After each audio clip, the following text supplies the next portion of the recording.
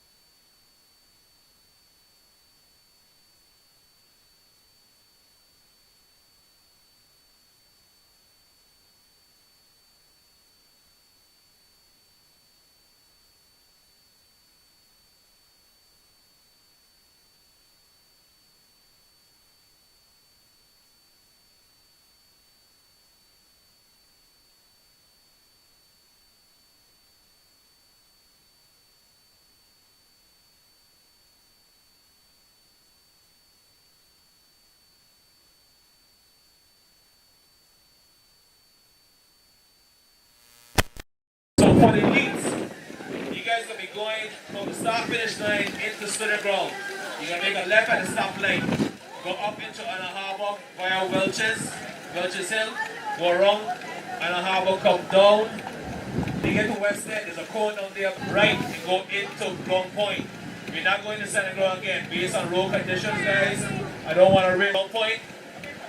Come down straight to here and continue. That's one lap for the elites. Okay, and then do the same thing again twice. Understood? Okay. So, going to this Twice. Just do it twice. down Now when you get up here, West End, based on our come time, back up into Bloom we're Point. just going to do this. Yeah, I think the Finish best here is one time and done. Initially we wanted to go around Queen Elizabeth, but based on time, and I really appreciate my smart people, we just going to finish here and done. Everybody good? Laps around the block. Elites, you guys don't have any questions? No laps. No laps. So no laps around the Queen Elizabeth Avenue based on time. Everybody understand that? So in the blown point. Or when them, so them still coming and finishing from this way, this way? Going up Napa Road? Yeah, I'm waiting on that.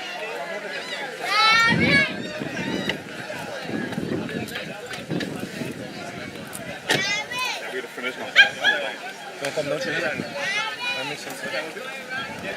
Hey, do me a favor, hold this in here until I come back and get it from here. See the guy here, I'll check this one here. Right here. Crazy leg. Crazy leg. Crazy leg. Yeah, that's heat bottom. Alright? But I can't ride it, I ain't got nothing to hold. Okay. Well, what did you do, Jamie? I know how so. Huh?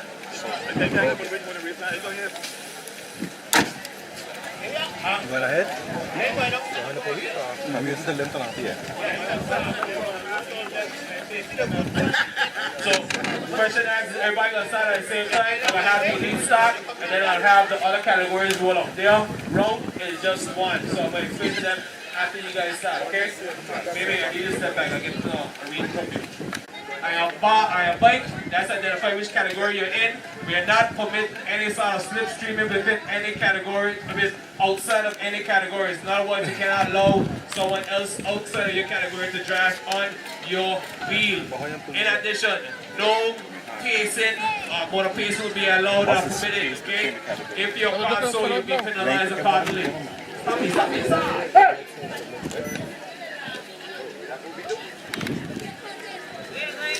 Hey! Until you're told to cross the line, please stay behind the line. You cannot do that. Once you're finished with a transponder, you're going to trip the system.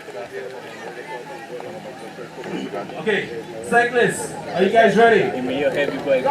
Police, are you guys ready?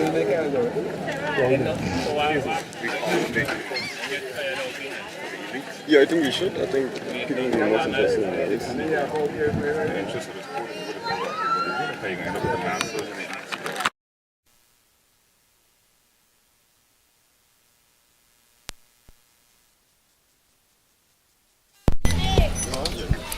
Okay, good afternoon, folks. Today is the 21st of May, 2023, and we're on the streets of Anguilla with the annual Anguilla Day cycling race.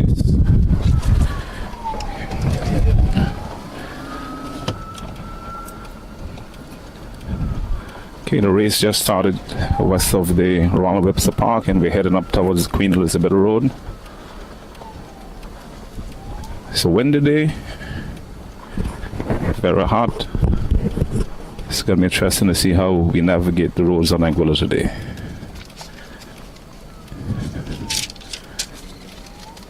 So good afternoon to wherever you are. It's the annual Anguilla Day cycling race. We're just passing the University of the West Indies open campus, going around the Queen Elizabeth Avenue, gonna make a left turn through Little Lakes, around Island Harbor, down to East End, into West End, reverse course through South Hill and to Blowing Point, and back to the start finish line. We're going to do that twice, total of 100 kilometers. So it's the elite category 2023 Anguilla Day cycle race.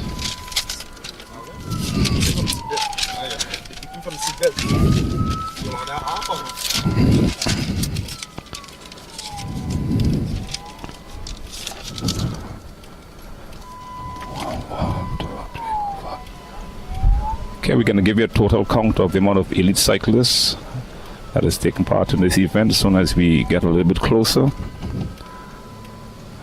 It's going to be interesting.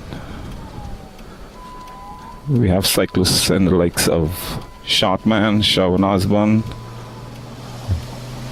We have Darren. We have Kimi. Very interesting. Crazy Legs is also there. Not a big field, but I think we can expect a good showing. Of course, we have Delroy Carty. We all know his capability. So it's a hot day in Anguilla. It's very windy. And the guys are riding today in a temperature of 30 degrees Celsius, which is 86 degrees Fahrenheit. Very hot and it's very windy. 18 miles per hour and the wind is out of the southeast, so it's going to be a lot of sheltering today. Stone ground, we're coming through you. This is a home of one of Anguilla's former cyclists, Carl Lake, the guy they call Nicky. So good afternoon to Little Licks. It's the annual Anguilla Cycling Association road race. Okay, the peloton has been led by Delroy Carter, sorry. No real leader as yet. They are all stringed up, everybody looking for shelter.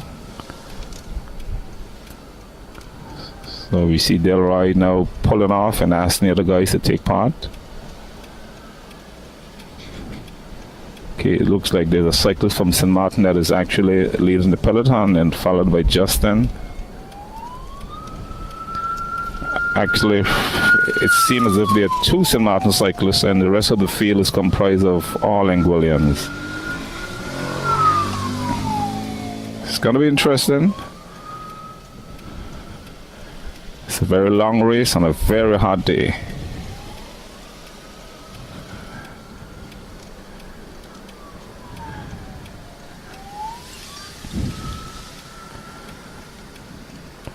At this point in the race, you don't expect no sort of real action. It's about 25 kilometers, and Delroy have taken lead of the peloton again. Expect to see a lot of work from Delroy today because I think he just might be the strongest out of the whole group.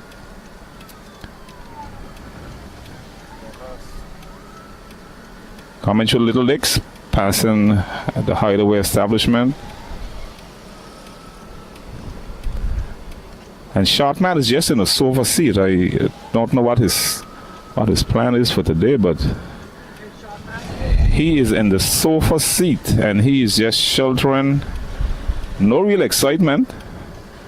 Ahead of him is James, Darren, Kimi. Okay, we got Proctor. We got Carbon, Crazy Legs, 2 of the visiting cyclists, and the entire operation has been controlled by Delroy. Good afternoon, Little Licks. It's the annual Anguilla Cycling Association Anguilla Day cycling event.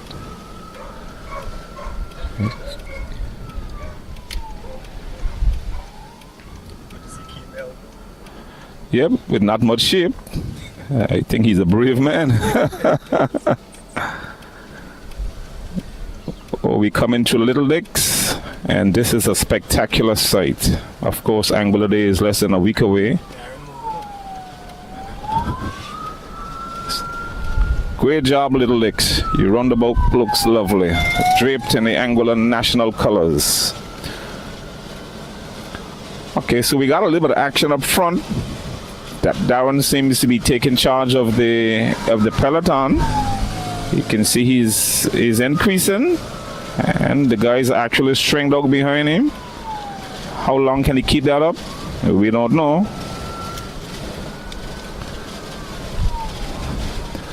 Okay, folks, we have just exited the village of Little Licks. We are going through some strange names now. Badcocks and Chalwids and Watterses and those strange names. And then we're going to be climbing the White Hill, which is our first hill of the day. Not much hills because they eliminate the standing ground from the road. So I think the only hill that they will have to navigate, the only hills will be Davis Lloyd Hill and the White Hill. So no real action as yet. The peloton is back together again. And folks, I can tell you, Shortman has never left his position to the rear of the peloton, and he's just observing. I think he has the better seat because he's not exerting any energy. The guys up front, they're doing all of the work, and he's just sheltering. It's 18 knots, wind from the southeast, temperature of 86 degrees, folks. You got to be taking on a lot of fluids today because they're going to be getting hydrated. It's real hot out there.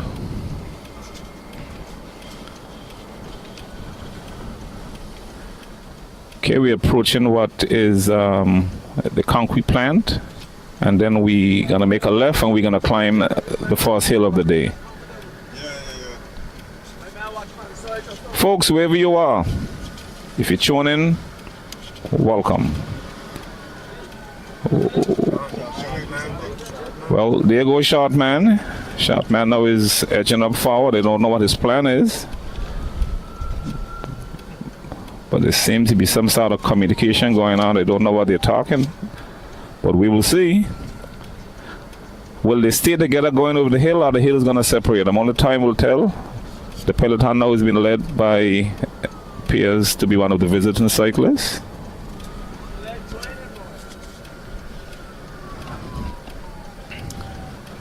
Folks, if you're home on a Sunday, you have nothing to do, we urge you to come out. Come enjoy the color, the action, the splendor of the world's most spectacular sports. Today is the Anguilla Cycling Association Anguilla Day event on the streets of Anguilla. Okay, Crazy Leg seems to be taking charge of the peloton.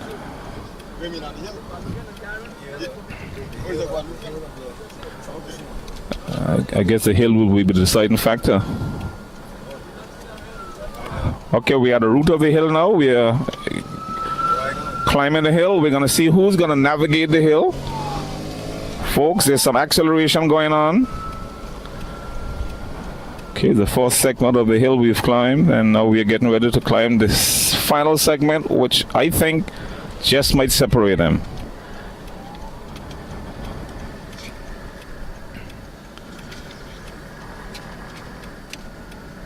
Okay, we are climbing the White Hill, then we're going to descend. And Island Harbor Lookout, we are coming to you. It's the Anguilla Day cycling race on the streets of Anguilla.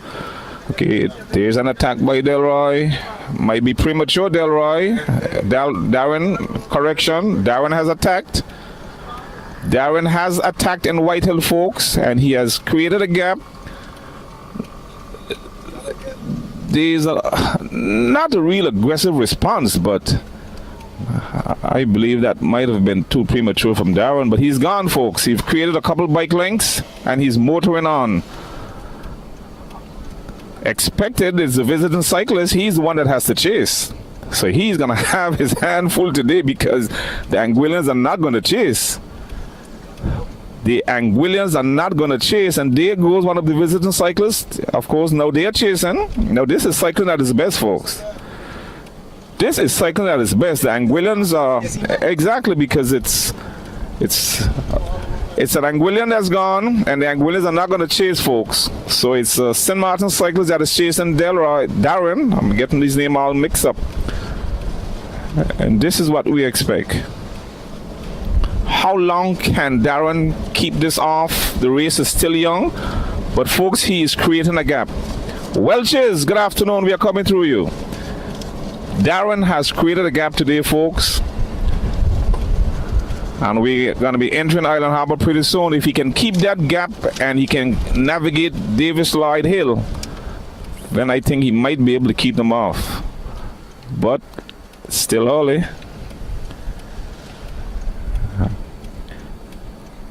Okay, it's going to be a lot of work for that lone St. Martin guy to actually pull Darren back in.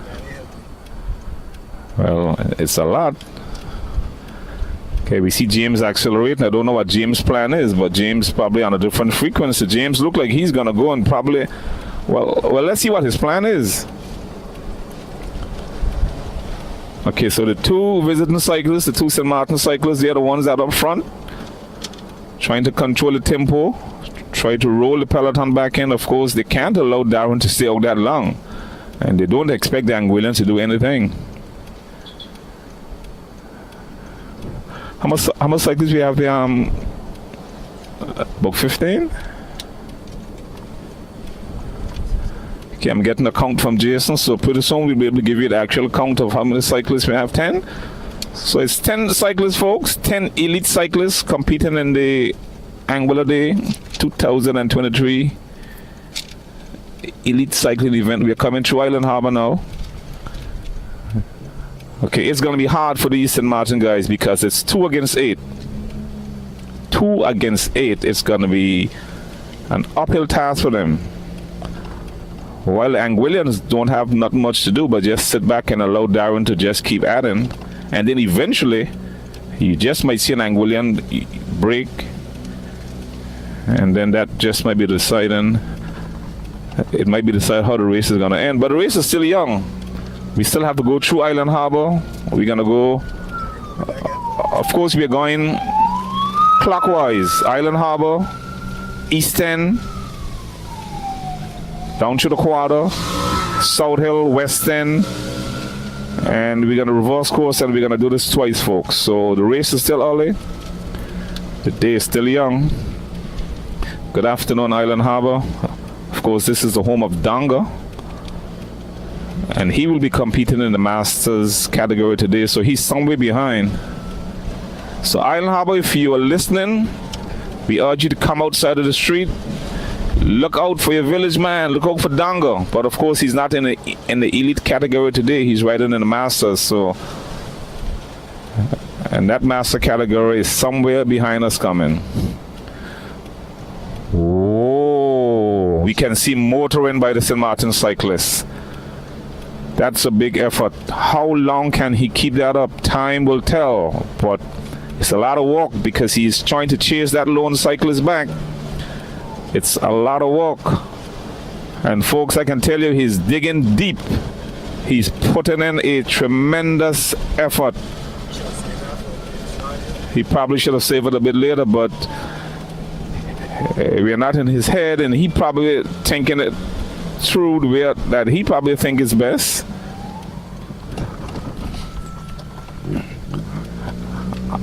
Maybe he's saying it's better I die trying as opposed to not trying at all. Well, folks, his effort was in vain to a certain extent because the peloton rolled him back in. So Island Harbor, good afternoon. We are coming through you for the first, and then we're going to come through for the second time.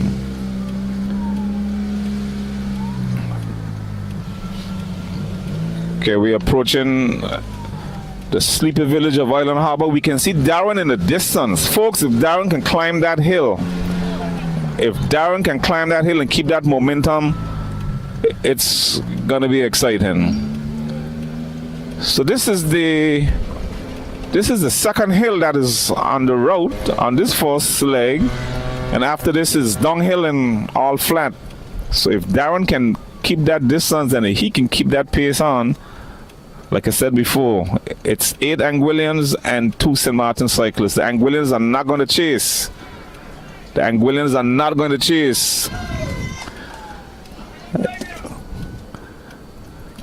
Okay, now we are getting ready to navigate the Davis Lloyd Hill. Nothing too excited about it.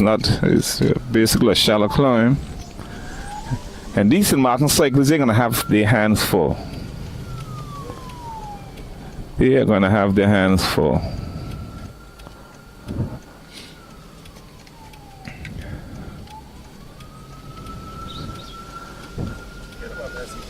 So getting over Davis Lloyd Hill now. And then we're going to descend down the White Hill. And they're going to have a tailwind in the back all the way to West End.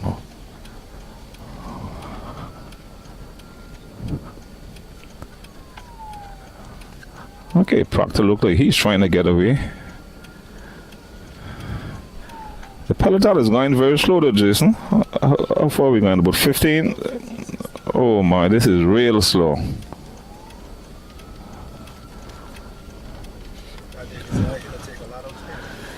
Yeah, it's not steep, but it's short. And I mean, after you ride, put out so much energy from start to there, it probably can take some wind from you. But Carvin is going. He's sneaking away. If he got much, if he have a lot of energy in that tank, this would be a good opportunity for him to go because, okay, what's going on? Delroy is going. This is changing the flavor a little bit now. I guess Delroy mean this thing is too slow, man. I'm gonna go, and if he can go, come. So Delroy has turned up the heat today. Yeah, I have no issue with Delroy going because this changes the whole game. Because if the Anguillians don't walk, it's going to be a snail's pace race. So Delroy is going to change everything now. So Delroy has gone, followed by St. Martin, followed by Crazy Legs. So it's going to be exciting, Carvin. And their short man have left the sofa seat, followed by St. Martin, followed by Carbon, and then we got Kimi. Kimi is in no shape, but he's a brave man, I can tell you that. He must be respected. To come back and ride 100 kilometers with no condition at all. So we're descending down the White Hill now. Easton, good afternoon. We are coming through your streets. Good afternoon to Ben, Honest Brian, one of the former national cyclists. If you guys know Ben, there might be a part of Ben that you don't know. Ben used to be a cyclist. And oh, there's some history between Ben and Jared Mopstick from George Hill. Folks, I can tell you, Anguilla cycling have some history. And as we continue to bring this race to you today, we will give you little snippets of what used to happen back in the day. So we're coming through Easton now. We're coming through Easton. And, okay, so... Okay, now I can get a good look at the peloton. So Delroy did not actually get away. They are back together again. I guess he just meant it was too slow just now, so let's get some excitement in this thing. Folks, we can't see Darren. Jason, look at Darren gone. Okay, Jason is assuming that Darren is around the pond. We are just passing Charlie. Folks, for situation awareness, folks, you know, one of Anguilla revolutionary leaders. We are passing his residence, and we don't see Darren in sight. So we assume Darren is probably around the Eastern School, heading west.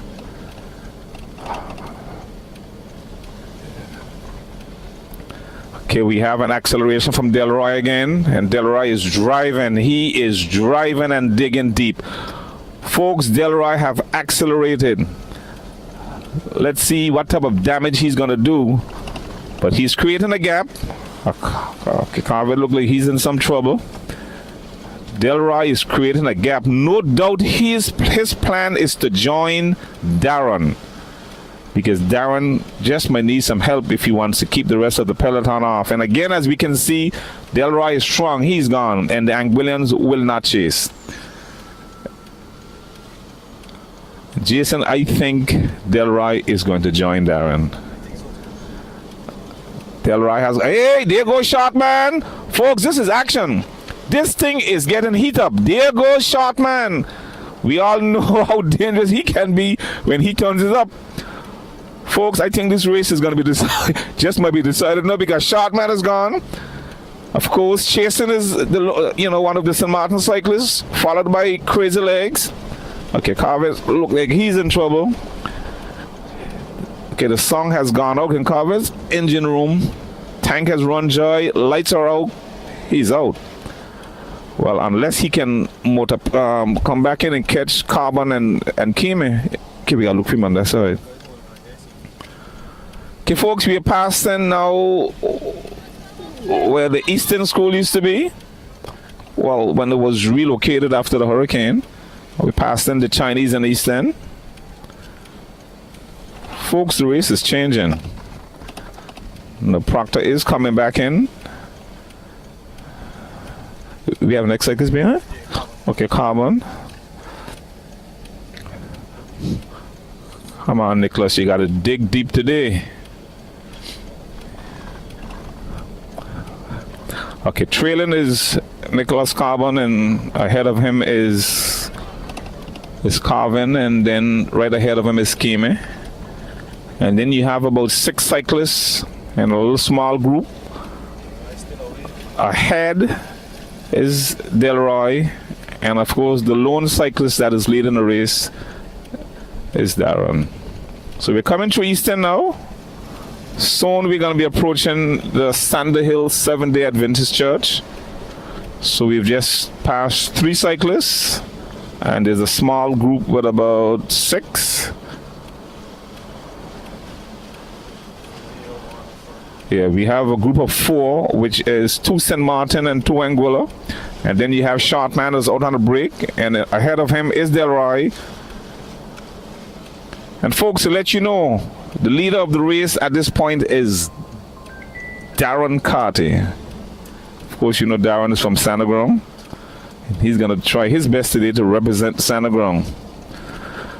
So I can tell you now, we can see them at the top of what we call Bunton Hill. We are passing now the road to enter Sea Feathers, and we can see Delroy is closing on Darren. So pretty soon, they're going to be a bridge. They're going to be Delroy and Darren, and I think that's going to be pretty exciting because now they can rotate. Each one can get a chance to get their win, and I think they're going to motor on and keep this peloton off.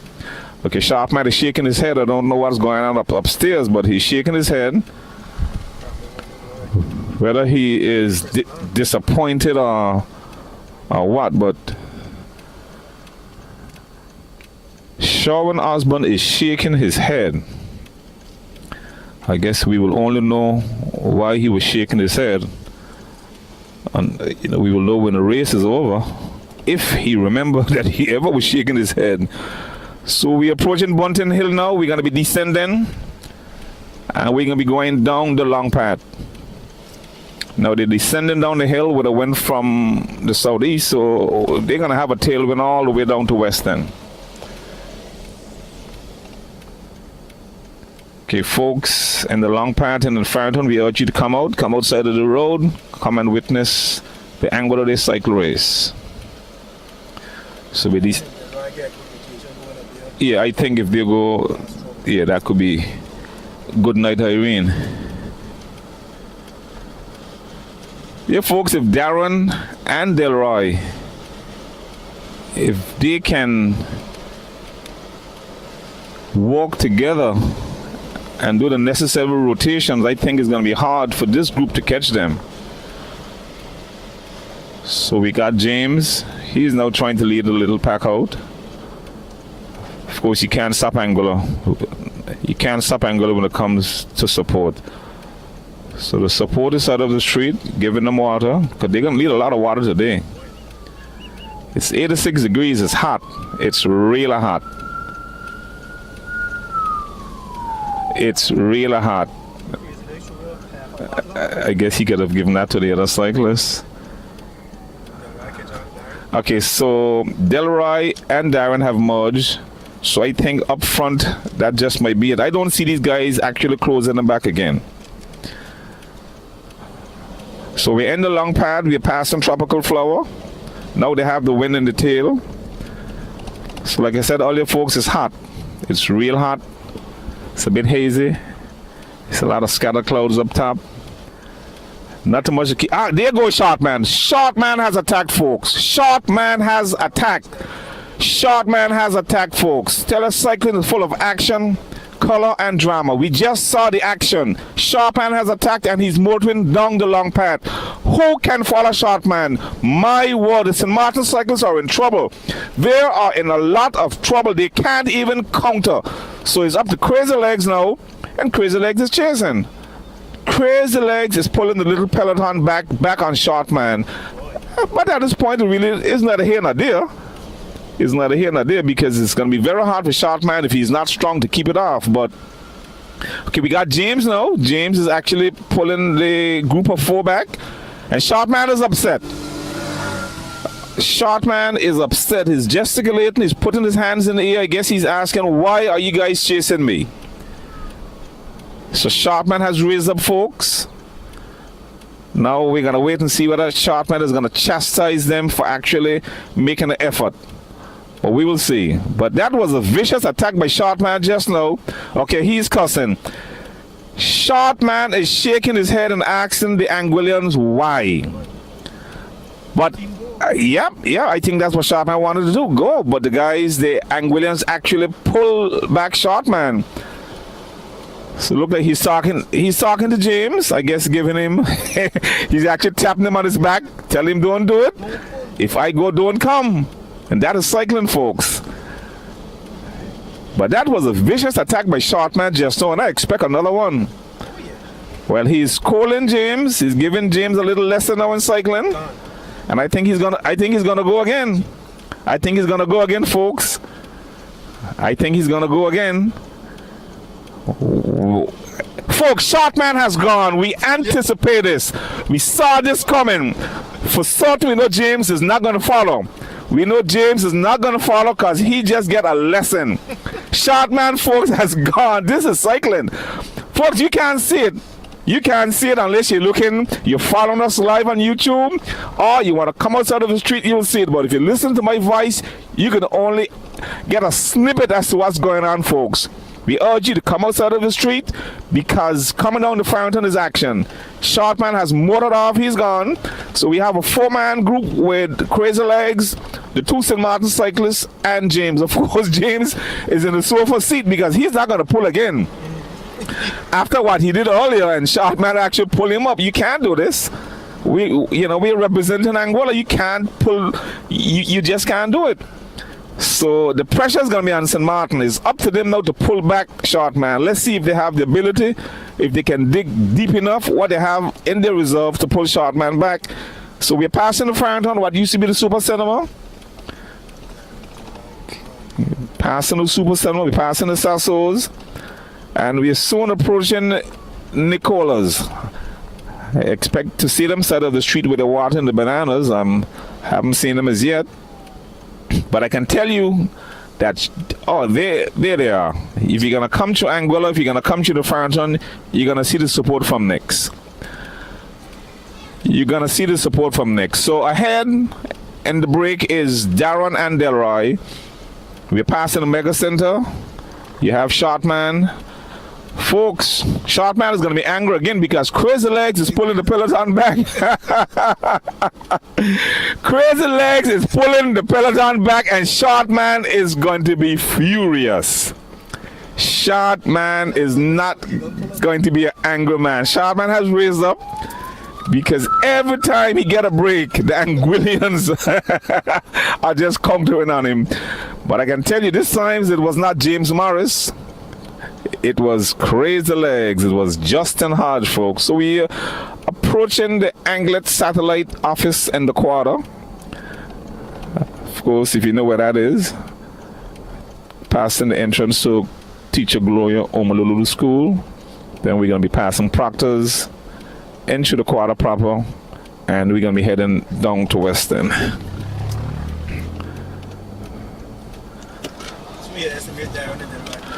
I believe those guys, they're probably in Wallblake.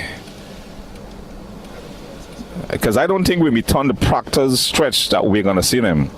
They're probably done heading up to Wallblake. Because once they get together, I think that's when they're going to actually walk together to keep the momentum going. Well, the oldest person in this group here is bringing some action towards his Shortman, so we're going to wait and see if he's going to attack again.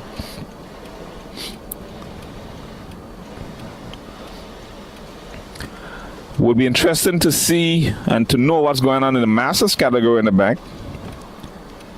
Well, of course, we only have one camera, so there's only so much that we can do. Passing Mary's Bakery, soon going to be approaching Albert Lake stoplight.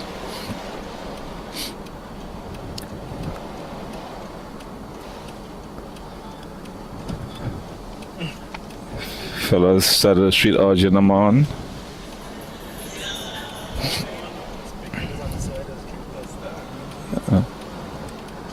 Okay, we're coming to Lake stoplight, and then we're gonna make a left turn by the James Webster Park and up to Wallblake. Jason, I can safely tell you those guys are probably heading down to George Hill now. Easy. It's a bit bumpy coming down on the road next to the Albina Lake Arch Comprehensive School. You gotta hold on to those bars good to navigate through this channel. So it's a left turn, heading up to Wallblake.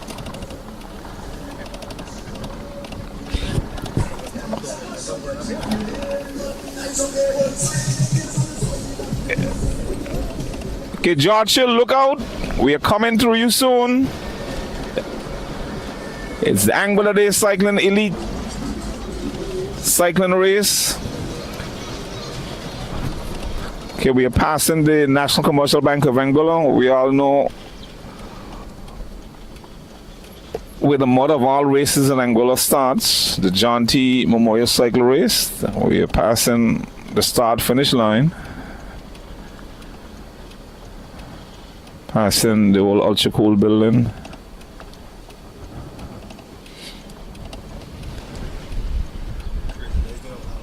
Yeah, Crazy Legs. I don't know how much he can keep it up, and I'm pretty sure he's turning the big gear up front.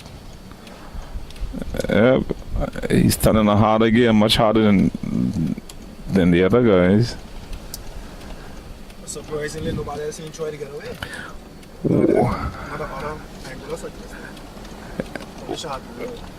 Well, you don't expect James to actually attack and go. I would expect Crazy Legs to do it, but with the gear that he's turned, I think he's doing more damage to himself than good. Okay, folks, we're approaching the roundabout now. Shaking your head again. No, but Sharpman's going to attack again.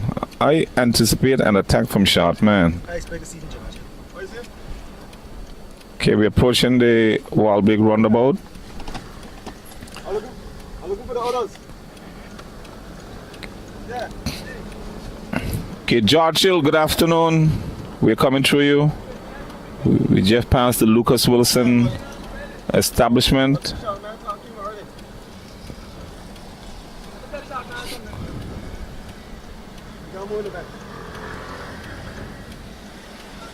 I think it would have been more interesting, Jason, if all the cyclists had to start together. Yeah. Because you would have find exactly, and you would have find there would have been some masters that could have hold on. Yeah. Definitely. More excitement, and then you could get better coverage. I could expect to see. Okay, look at Smurf. Look at Smurf. Look at Smurf. Smurf put on his uniform just because he did not want to ride today. All of the talk that's out there, watch it, thing. Watch it. All of the talk that's out there. If Smurf was supposed to be on duty, he would have been at work. But he sided the street with his uniform on. Smurf, that's a trick. That's a trick, Smurf. Okay, looking down the road, Jason, I don't think can you see them down there? Yeah. Okay, it looks like we are seeing Delroy. Okay, right. So they've passed the tire shop and they're approaching the hill by Race Funeral Home. And the rest of the group is just passing the George Hill Bakery. So you can get an idea of the distance that those two cyclists have on this chase pack here. A distance that I don't see them bridging, because the only one in this pack that has any sort of aggression is Sharpman, and every time Sharpman go, one of the Anguillans is actually countering. So, so I haven't seen Sharpman, discuss anything with Justin as yet, but he did with James earlier, and he gave James a tongue lashing. So maybe Crazy Legs is not aware. But folks, as Jason indicated earlier, we anticipate Sharpman to launch another attack again. Because Sharpman wants to go. I guess he wants to make it a 3-man break and make it a 1-2-3. Okay, we're climbing the hill now, going down to Race Funeral Home. We just exit what used to be the cycling hotbed of Anguilla, and we know the type of cyclists that came from that village. Remembering Jerome Mopstick, those of you who have a good memory, you can remember how dangerous he was. Guys like Garrett and Skipper and Keith. Those are cyclists that came from George Hill. Folks, we're going down through the water swamp now. I think they can turn the tempo up a little bit because they have a good tailwind.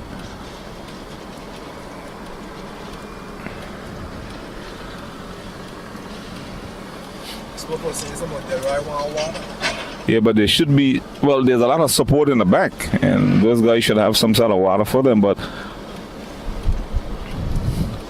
we are bringing you the race live. We really don't have any support for anyone, so we can just watch them asking, and we just can't do anything. So we're approaching the South Hill roundabout. For those of you who have a good memory, the national sport that we have today is bicycle race. But for as long as I can remember, every Anguilla Day, before they started the Anguilla Day around the island boat race, every Anguilla Day used to be a bicycle race. Jason, I don't know if you're old enough, if you can remember that, but it used to be street jamming and bicycle race, no boat race. And if there was boat race, it probably would have been a little race, but not around the island. I can remember, I think it was back in the 80s, maybe 83, 84, where we had the first Anguilla Day around the island race. But I can recall one year we had an Anguilla Day cycle race, and it was a jamming in a quarter, and the cyclists had to hold their bicycles to get through the jamming. So Anguilla Day. Okay, we're getting a time check. 1 minute and 5 seconds, he said. Okay, so we just get an unofficial time check of 1 minute and 5 seconds. So if this group wants to actually join the lead pack, they got a lot of work to do, because 1 minute and 5 seconds, while it might sound like it's a little bit, it's a lot. 1 minute and 5 seconds. And I don't see, after they get that unofficial time check, I haven't seen any real energy. I guess these guys are probably saying that the race is still early. Race is still early. Yep, that's going to be a problem. So going back in history, folks, Anguilla Day used to be cycling, and then it became street jamming. And then in the 1980s is when we had our first around the island boat race. Of course, then boat racing became the official sport, and cycling was pushed on the back burner. But cycling in Anguilla has a history, folks. Cycling in Anguilla has a very rich history. And Jason, I don't know if you remember, but I think your grandfather used to cycle. I think Palenta used to cycle. Yep. And I believe your dad too. Yep. Teacher Roland, you got it. Teacher Roland actually rode. And folks, my co-anchor is Jason Hodge. You also have family over in St. Martin, a gentleman by the name of Grandfather. Of course. So those of you who have a good memory, Jason came from good cycling stock, but it's sad that Jason can't even come last in a race. It's very pathetic that he can't even hold his own, but from good cycling stock, folks. So Anguilla have a very, very rich cycling history. So we're coming to South Hill, the home of Chris Pradell. We all know how flashy and fast Chris was. So we have to highlight all of the villages where the cyclists came from. I think we owe them that. If you can recall, the grandfather of all cycling events, which is the Tour de France, whenever there is a Tour de France, the announcers will always go back in history, and they will tell you about the first cyclists. Oh, what's going on here? Okay, we are going through the Connors stop right now, heading down to South Hill. We're passing Anna's Chinese. They will always tell you who won the first cycle race, and they will give you some history all the way, and that's our job here. We will tell you. I don't recall who won the first Anguilla Day race. I think I tried, but I just could not get that information. What year that would have? I can't tell you, Jason, but I can tell you that cycling Anguilla started with a gentleman called Colin Bino. He would have come from Trinidad many years ago. So it would have gone to people like Colin Bino. It would have gone to people like Whitty Leroy Richardson. Of course, you know him as, Leeward Productions. Of course, we know John T. I think Alkin Rogers, when he was in sports, I think the sports department also used to assist in some of the races. They want a active cycling association, but the sports department did their part. So we're coming to South Hill, folks. Passing Musical Brothers, of course, you know Lincoln, another cyclist again.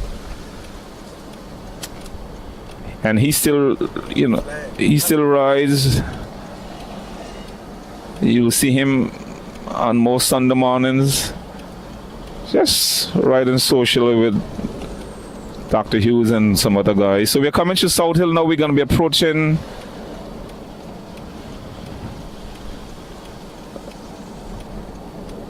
Mr. Walton Fleming's establishment, Anguilla Trading.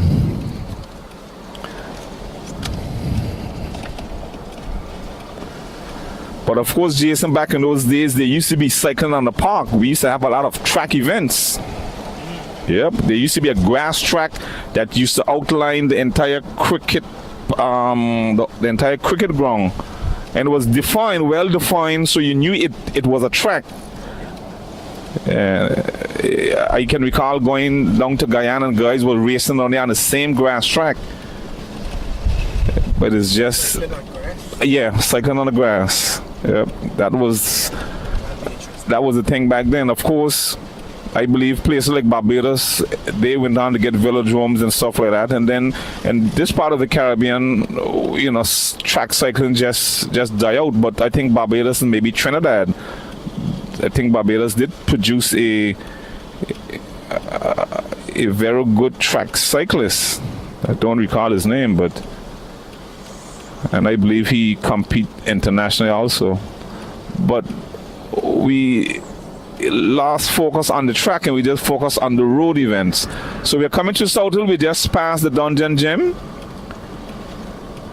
Yeah, you're not missing nothing much. St. Martin is actually controlling this small little peloton, a group of 5, no real energy. I mean, if they want to actually close that gap, they're going to have to turn it up, but I think they should take advantage of it going down, because coming back up, they're going to have 18 knots in their chest, and it's going to be very hard to navigate against this win in Anguilla. So, folks, this race started today with 10 elite cyclists.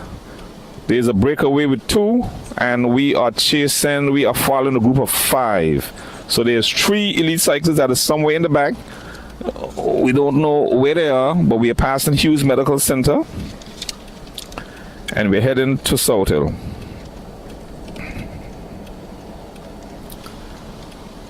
That's Lower South Hill, that is.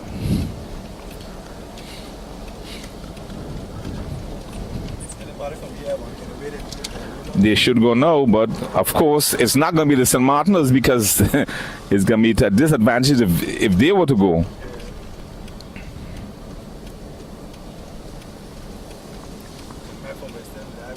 It's going to be hard, yeah. I think it's better if they all stay together, but I think they should try to up it a little bit if they want to actually close the gap. Folks, you're not missing nothing really. There's not much action. It's just the color. But there's not much action because you have a 2-man break. Of course, we are not in a position to give you coverage of that 2-man break. But what we are doing is giving you coverage of the 5-man break that is approaching the Long Bay entrance. The peloton is controlled by St. Martin, and you see his posture on the bike as if he's really trying his best to... Well, actually, Jason now is controlling it. Justin. So we're passing the entrance to go into Long Bay. No, if Justin is going to be in front, he's either fast or he's slow. If he's in front, then he should be going slow. To actually slow the peloton up a little bit more. It would be interesting to know what's going on in the Masters category, because there's a lot of chatter back there. A lot of chatter back there. Okay, Sharkman look like he's looking for support, but there's not much. There's not much that we can do for him today.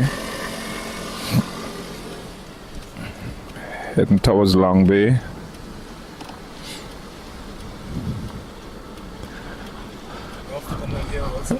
It's gonna be hard. Long ways like this? No, The only cyclists I can remember. Oh, those guys are gone. There's nobody in front, folks. We've just passed Balde. We all know Balde, and there is no one in front. So we can safely tell you that both Darren and Delroy have gone. We can safely tell you, barring any technicals, any physical problems, that's a 1, 2, 3 there. That's a 1, 2, 3 there. Those guys have gone. So St. Martin now. St. Martin now. Well, Justin is controlling the operation again. Justin is controlling the operation again. So we've just passed the Western gas station.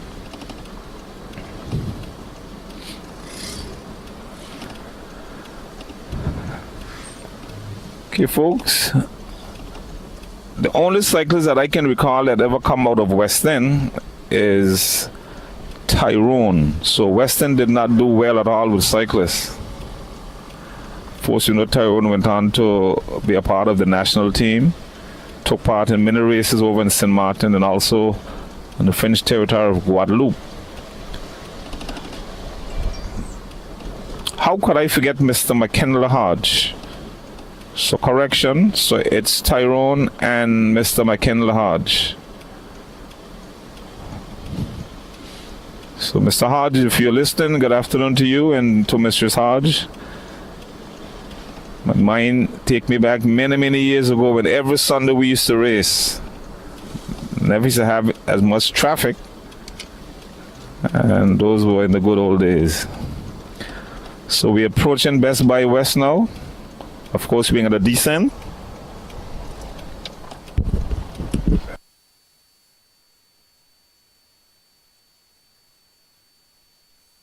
So we are passing Best Buy West now. And as we descend, we are going to climb. Good afternoon, Fabrice. I hope you're navigating the cold up in Canada well. It's hot in the Caribbean. So we are climbing the hill next to the graveyard. No real action. No real action. Still the 5-man break controlled by Justin. Yep, gotta be careful.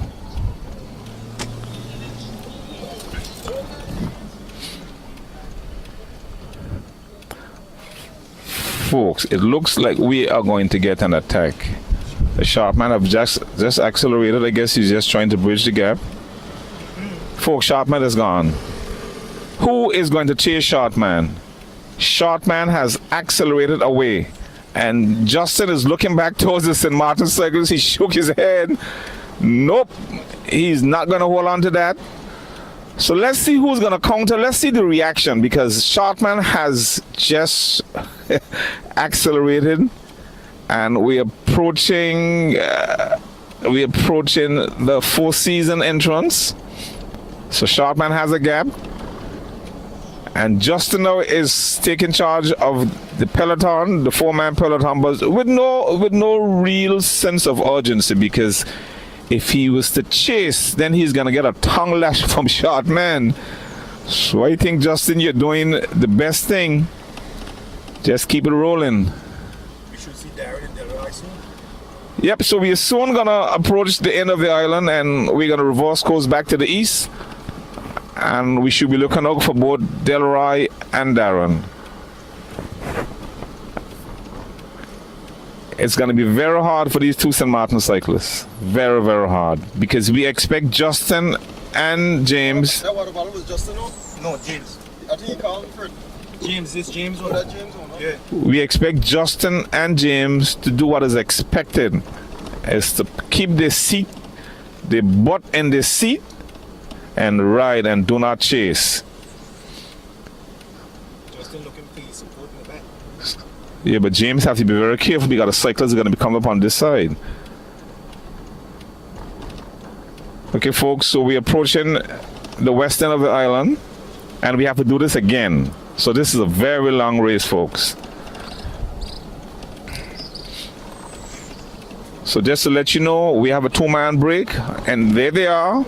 Of course, we are passing the police now, so we expect to see the 2-man, the lead group at any time. Here they are, Darren and Delroy. That's a 1, 2, 3 there, and they are passing the West End Church of God heading east, and we are still going west with a 5-man break. It's going to be interesting to see how Shortman navigate if he really tried to stay away on his own.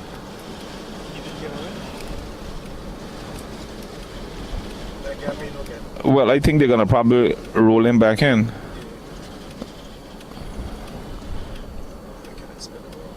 Okay, so we turn around at this now. We're going to...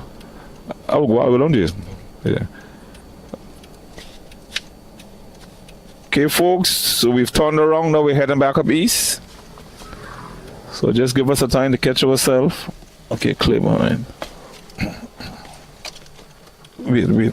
That's...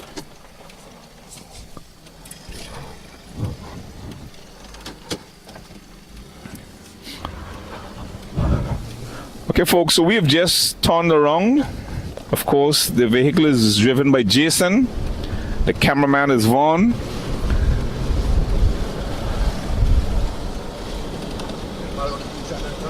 No, I did not. No. So we are doing a poor job in regards to keeping the time, because while Vaughn is running the camera, Jason is driving, and of course yours truly is bringing a commentary. So it should have been Jason's responsibility to keep the time. But it shows you, folks, Jason have failed. Just how he failed on the bike in the morning time, he failed as a timekeeper.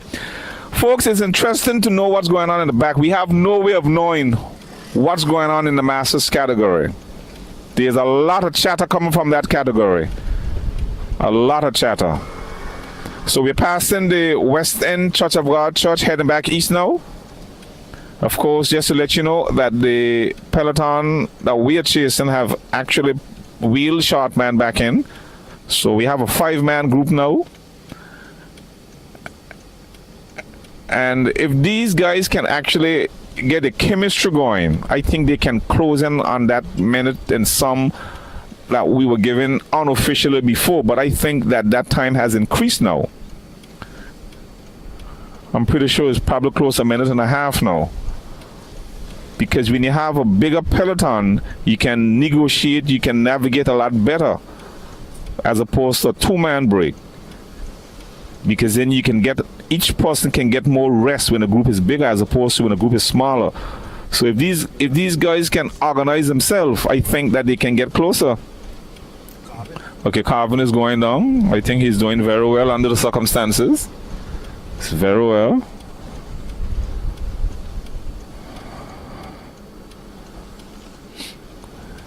Okay, who's that behind? That's Kimi. Folks, these guys must be given credit because they did not stop. They did not stop. Kimi put a lot of weight on though. There goes James. There goes James. James Morris has attacked in West End. Folks, let's see how much James have in that tank. But James have just accelerated and the Anguillians are not following. I think Shortman is probably laughing in his head. But when Shortman attacked, James was following. Folks, James have attacked, so we're passing the Four Seasons entrance. James is motoring. Let's see how long he can keep it off. Folks, this is exciting now. James mean I just could not stay in that dead pack anymore. It's time to go.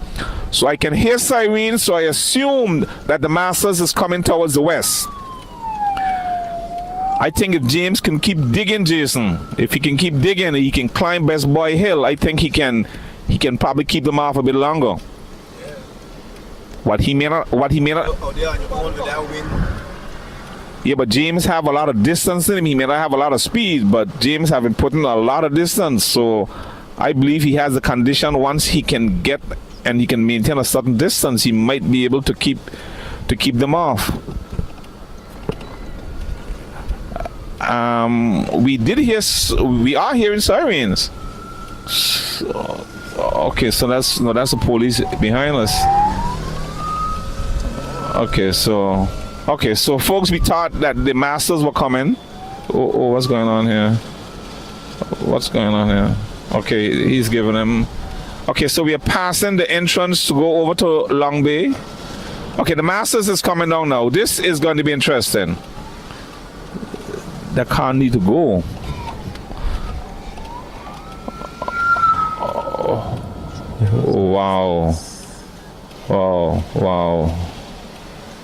Oh, wow, interesting. You see, the entire group could have gone together because you see where you were asking for Alex Jason. You were looking for Alex Jason. You expect Alex to be there, Jason? Jason, this is a man's race, Jason. I actually did. This is a man's race. Dimitri is up there, and Dimitri is a novice.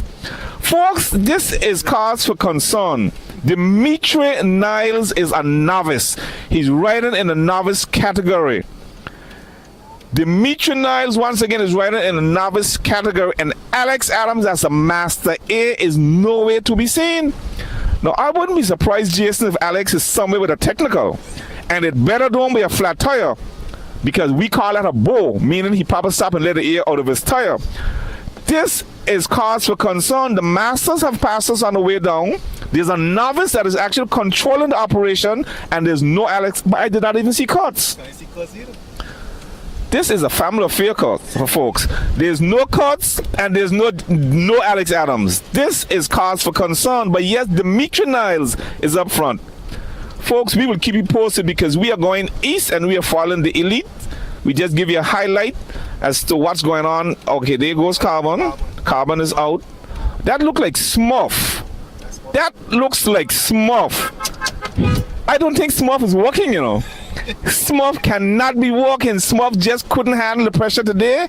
He put on his uniform to look as if he's going to work. Folks, these guys have tricks. There's a lot of chatter that goes on in the bike room, but now when it's time for action, the guys are running from the action. Smurf, good trick, Smurf. So we are passing the gas station, heading back towards the east. There's no signs of Master Alex Adams. There's no sign of Master Kurtz. This is cause for concern. So the peloton is controlled by St. Martin. James is still, about a few bike lengths out front, and James seems to be holding off. If he can get over Balde Hill, I think he might be able to hold him off a little bit longer. So we are on the decline now, and we're soon going to be approaching Balde Hill. Okay, folks, so Jason now is showing me Kurtz. Kurtz is going down. Kurtz is doing a very good job. But where Alex Adams is. So we've just passed the big man Kurtz. He's going down. And there's no sign of Alex Adams. Absolutely no sign of Alex Adams. And these are guys that ride every single day. Folks, Shortman is attacking. Shortman is attacking. So we are climbing the hill after, right below Balde. Shortman has attacked. And Jason has attacked. My word, these two St. Martins, Justin has attacked. These two St. Martin cyclists are gonna have their handful. These two St. Martin cyclists is gonna have their handful. So we have James is out front. We have Sharkman that attacked. Justin has attacked. Justin has actually countered. And we have two St. Martin fellas. Well, one is laboring. I think this is a game changer here. Folks, I just saw a picture with Alex Adams at the start line. So I assume he probably didn't start, Jason. They look that way. But I saw him in the lineup. He reminded me of a Calypsonian years ago that we called surprise them when he got something called cold feet. You know, when they announced the Calypsonians to go on the stage, these guys would get cold feet in the back and they wouldn't come they wouldn't come out. So it looks like Alex Adams got cold feet. What a disappointment, man. There was so much expectations of Alex Adams, and the poor guy got cold feet. So we're passing the stoplight. And Shortman has attacked again. Folks, I think they're going to destroy this lone St. Martin cyclist, because the situation we have now, there's a two-man break. Shortman has just attacked again, and you have Justin and James and the lone St. Martin cyclist, because the other St. Martin cyclist, Jason, he's coming, so look for him on your left. The other St. Martin cyclist is trying his best to roll back in. He's on your left, Jason. I see. Okay, folks, we got Chuckett going down. We must give Chuckett credit for his age. He's still doing a tremendous work. We see the guy from St. Who, Mime? Mime. No, Mime was with the group going west. You sure? Yes, yes, I saw him. So, to navigate against this wind is very difficult because it's 18 knots in your chest, and when you're alone, you got to be real strong. So, Shortman now has taken James' position, so he's motoring. There's a 3-man gap with Justin, the St. Martin cyclist, and James. What will Justin do? Time will tell, but the St. Martin guy is looking for his reinforcement. He's actually looking back for his counterpart. Let's see where he is. He's coming? Okay, so he's going to be able to roll back in, so he's going to rejoin again. He's going to rejoin again, and what difference will it make? We don't know as yet. So he has rejoined. Actually, he did a good work to actually come back there. So you have 2 Anguilla, 2 St. Martin. 2 Anguilla, 2 St. Martin because Shortman has gone. There's some discussion that's going on. We don't know what they're saying, but we could only guess. Folks, you got Delroy, you got Darren, and you got Shortman. Shortman has gone. So now you have St. Martin trying to actually take charge of this little peloton here. Okay, he's asking for assistance. Okay, so we are passing. Where are we now? We've just passed Hughes Medical Center, and we're past one of the floor locations in the west, and we must say thanks to Flo. Without you, this would not have been possible. So many thanks to Flo. What used to be Lime, what used to be Cable and Wireless. Thank you very much for your assistance. So we're passing the Dungeon Gym. Okay. Passing the Dungeon Gym, heading back towards the east. Greg Hughes. Saying good afternoon to Greg, wherever you are. It's a lot of wind out here, folks. It's a lot of wind. There's a lot of communication going on here. I don't know what they're saying, but the St. Martin guy that is riding in the green jersey seems to be real animated. I don't know if he expects the Anguillians to actually walk and chase the Anguillians back like they were doing before, and they would, they were benefiting from that action. But we saw whenever Justin and James would counter the type of tongue lashing they were getting from Shortman. So we're passing Anguilla Trading again. Heading back to the east, we're going to make a left-hand at Connors down to Blowing Point, which just is going to be a very hard ride because when we get on that Lockroom Road, the wind is from the southeast, so they're going to have to navigate that wind in the chest. So we're passing Walton Fleming's at the west, and we're... So that one in Crazy Leg one, right? Obviously, James one is leg on water. Okay, we can see Darvin Mussenden. We know he's a big supporter of Crazy Legs.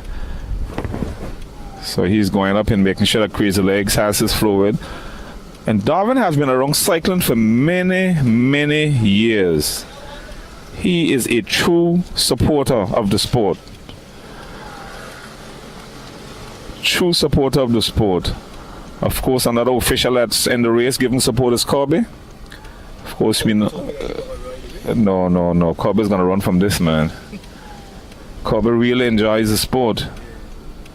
And have kept himself in good shape over all the years. So we're in Lower South Hill.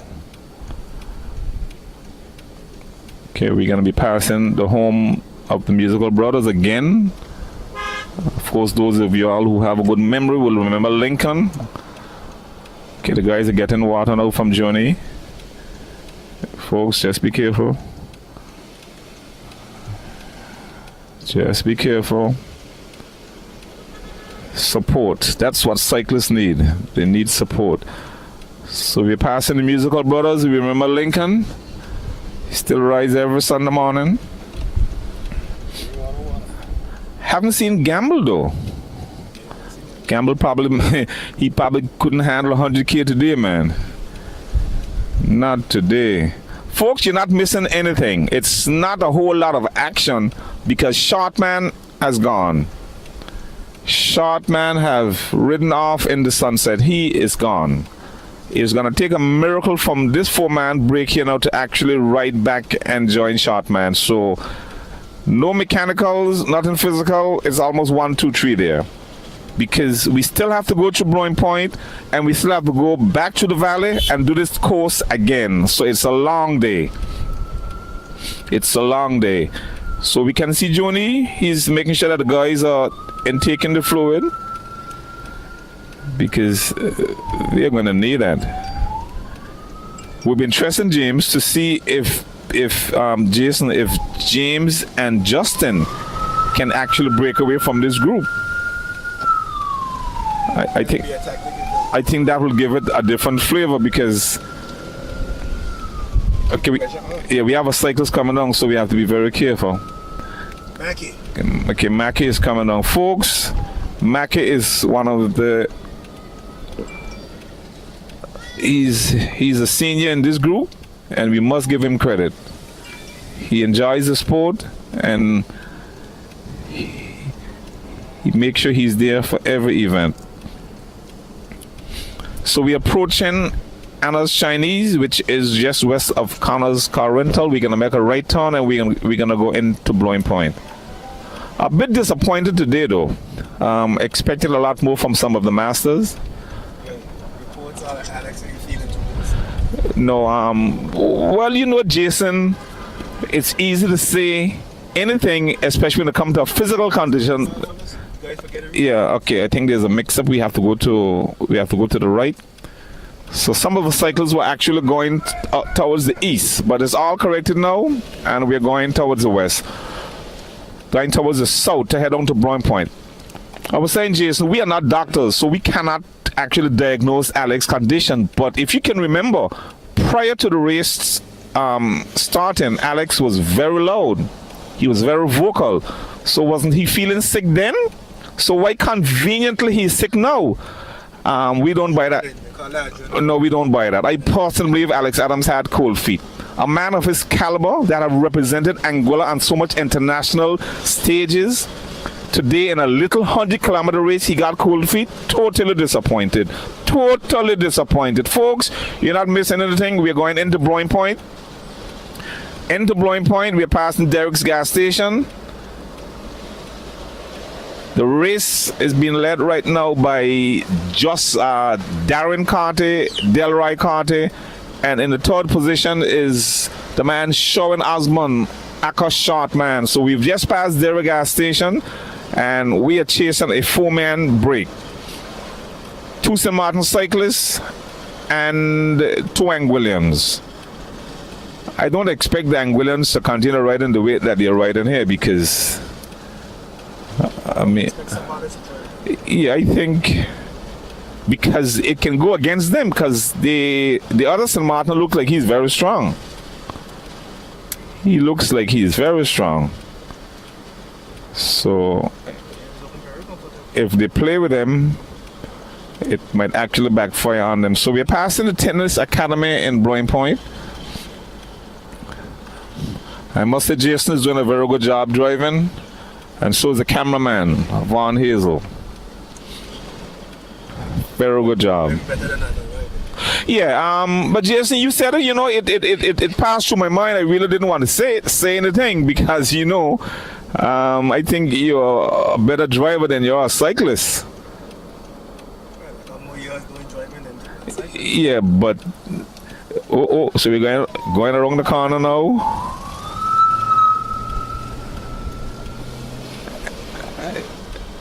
Heading into Blowing Point. It's a lot more traffic than anticipated. Saying good afternoon to Von Carty. Couldn't make it out today. But don't worry, Von. Someone has taken your place. We got a good driver. He's doing a tremendous work. So now we are passing Benny's. And we're making a left turn to go up towards the long pair. Of course. Oh, shucks. Of course, we are coming to Brown Point. We know the type of cycles that Brown Point would have produced over the years.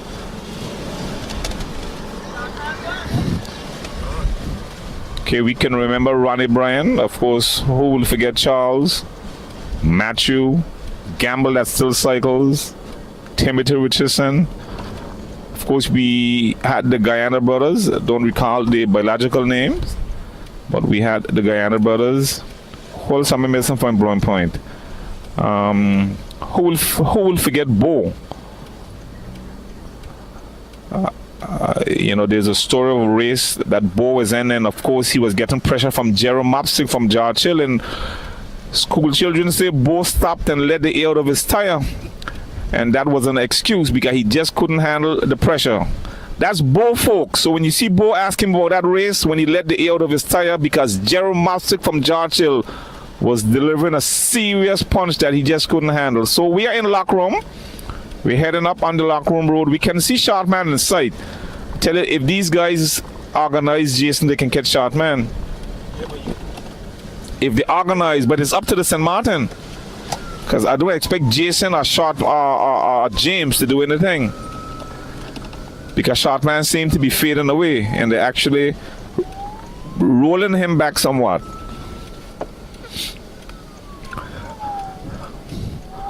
Of course, Darwin Mustangton is supporting his man, and of course he's supporting all of the others also. Always willing and ready to assist.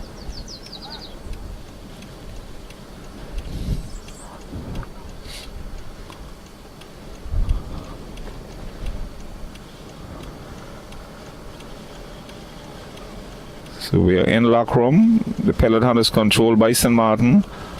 I like that guy's posture though. Yeah, he's tucked right in, and if he were to go down a little bit lower, he'll be more aerodynamic, but the way how he is on the bike is a good posture. Yeah.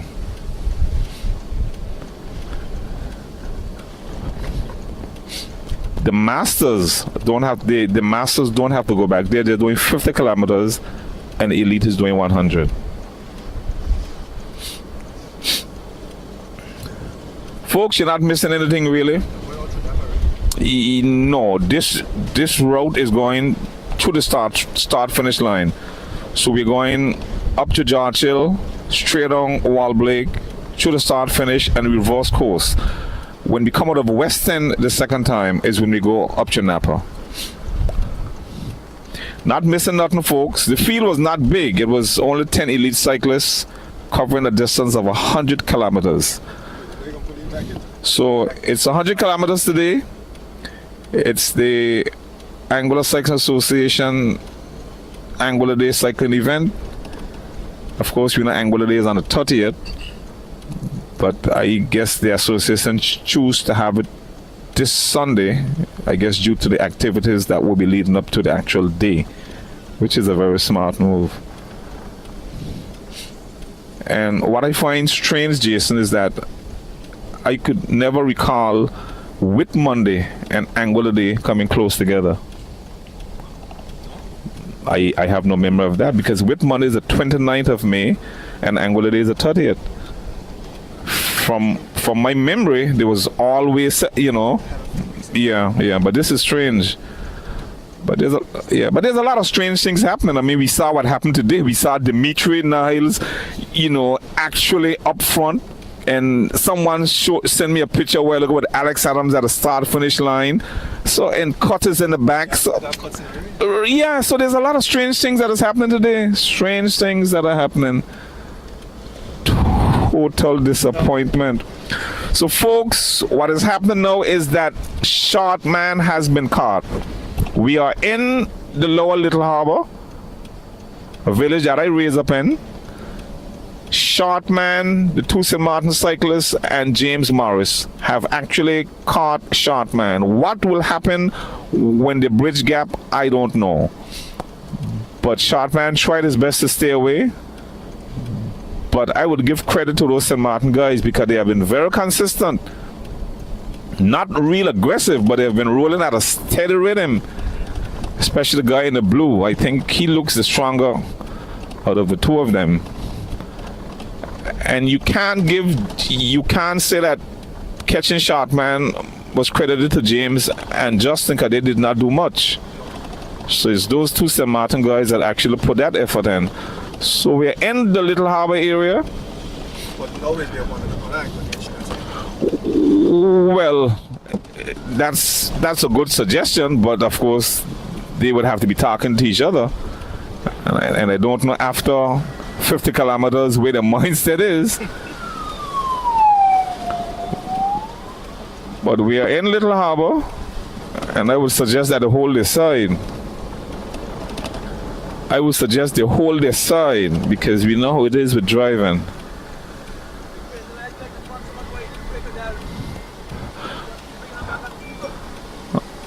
Okay, folks, we got Crazy Legs again calling for Darwin. But how much fluid is Crazy Legs going to take in? How much fluid is Crazy Legs going to take in? How much fluid is Crazy Legs going to take in? Okay, these guys are getting real support. Jason, I remember a race years ago. We used to race on the Malihana strip. The strip going over by Malihana, where when you come from Best Buy, you make the right turn to go to Malihana. That strip, that used to be all sand, and we used to actually race on that. And there was this particular race where a gentleman from Sonogong, his name was Carl Lake. We call him Nicky. He has passed on now, and actually he was trying to catch James from George Hill, and James was delivering such a hard punch on Nicky.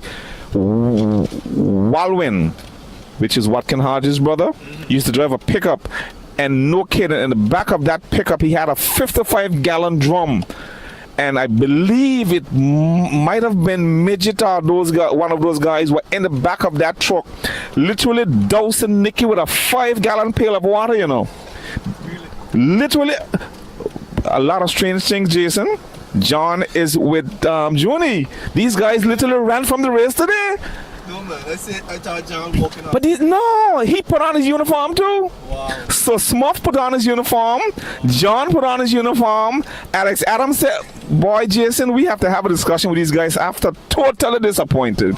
Totally disappointed, folks. I got an excuse. Well, Jason, but you are doing a tremendous work here. So, you know, your excuse is acceptable. But for John to put on his uniform and run and sending for Smuff, Danga will have a right this afternoon, you know. Yeah. Danga will have a right. Exactly. So in that race, Jason, these guys were taking a 5-gallon pail and actually dousing Nicky with water. And that come to memory when I see Justin taking on so much fluids. But back in those days, back in those days, we used to have a lot of fun. There weren't no traffic on the road, and you'd have one police actually leading that entire race. And exactly what you're saying today with people supporting, that has always continued, you know. So what type of bikes are you racing? Well, actually, we were racing on the same street bikes, but they were iron. You know, they weren't no carbon, didn't exist back in those days. We still had the same drop bars, but they were actually iron frame bikes.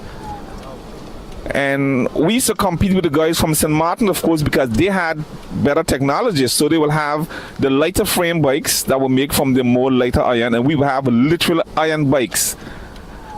But what I learned, though, is that we were more skillful than those guys. Okay, we were riding from sheer talent.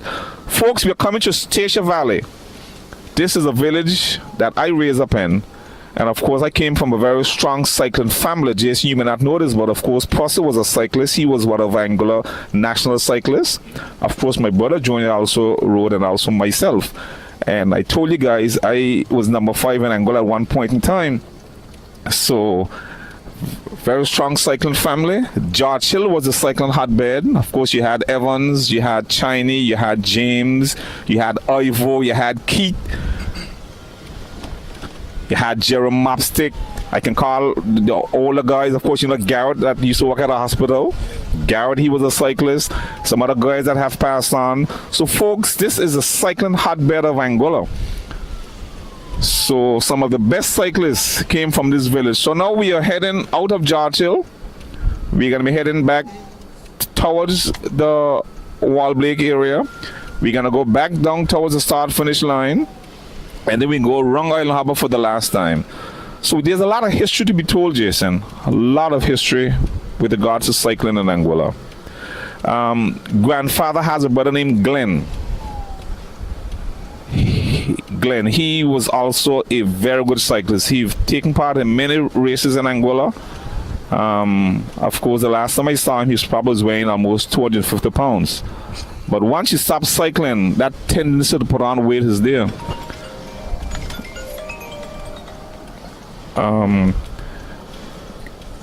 Okay, folks, I'm going to take a little break.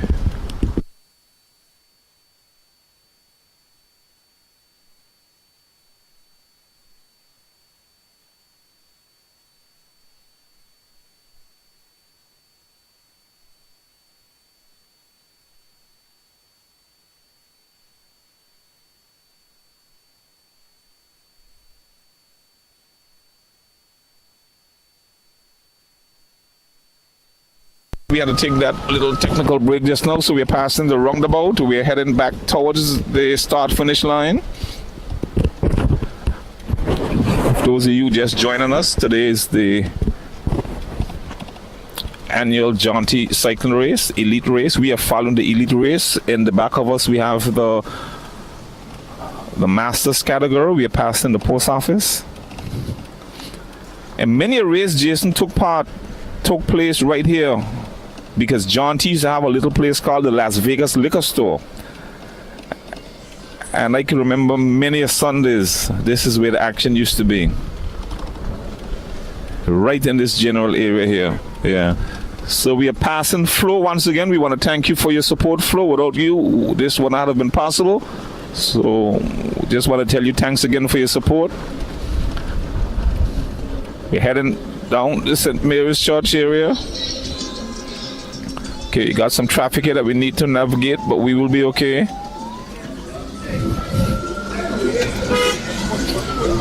Hey, watch it. Good. Coming close to start-finish line, folks.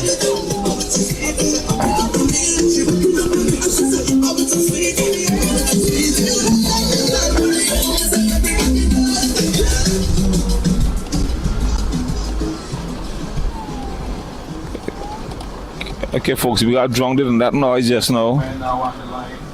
Okay, so we are past the start-finish line now, and now we are heading back to Island Harbor. So the group that we are following still hasn't changed. It is Shortman, the two St. Martin cyclists, Crazy Legs, and James.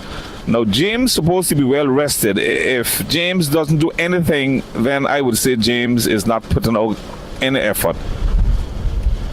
Because since Shortman spoke to him in the quarter, he have just been sitting down. So he attacked once since then. Okay, but he looks pretty fresh and comfortable. So unless they all agree just to sit down and probably see what can happen in the final kilometers or on the sprint, but for right now, it's no action.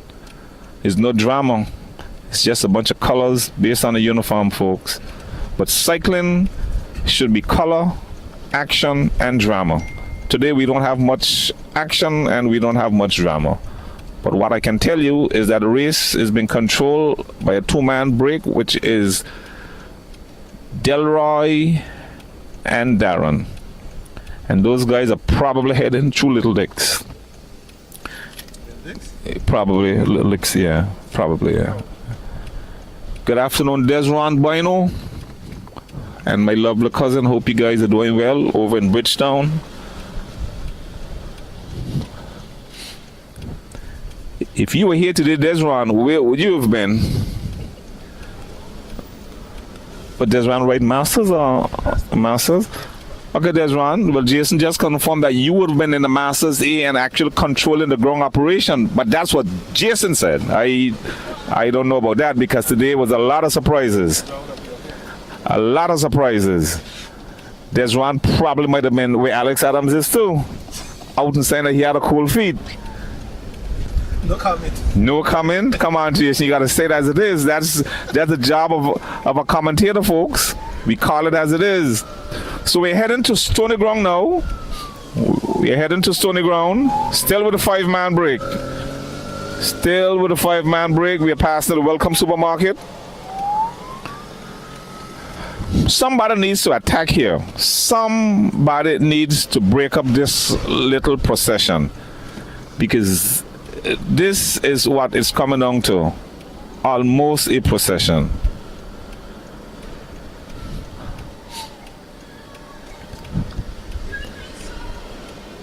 Passing through Stony Ground again.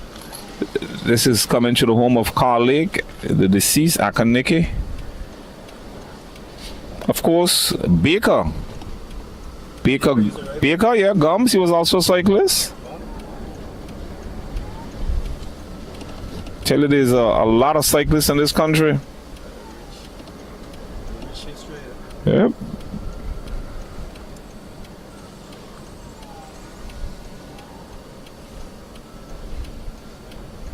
So we're passing the Hideaway area, not the Hideaway, the Yellow Banana area, into Little Licks proper. I keep reiterating, folks, there's no action. We are actually covering a 5-man group, small peloton. And I can understand why they call Justin Crazy Legs, because he danced on those pedals. Those legs are crazy. Whereas everyone else has a smooth rhythm, a nice cadence, Justin is all over those pedals.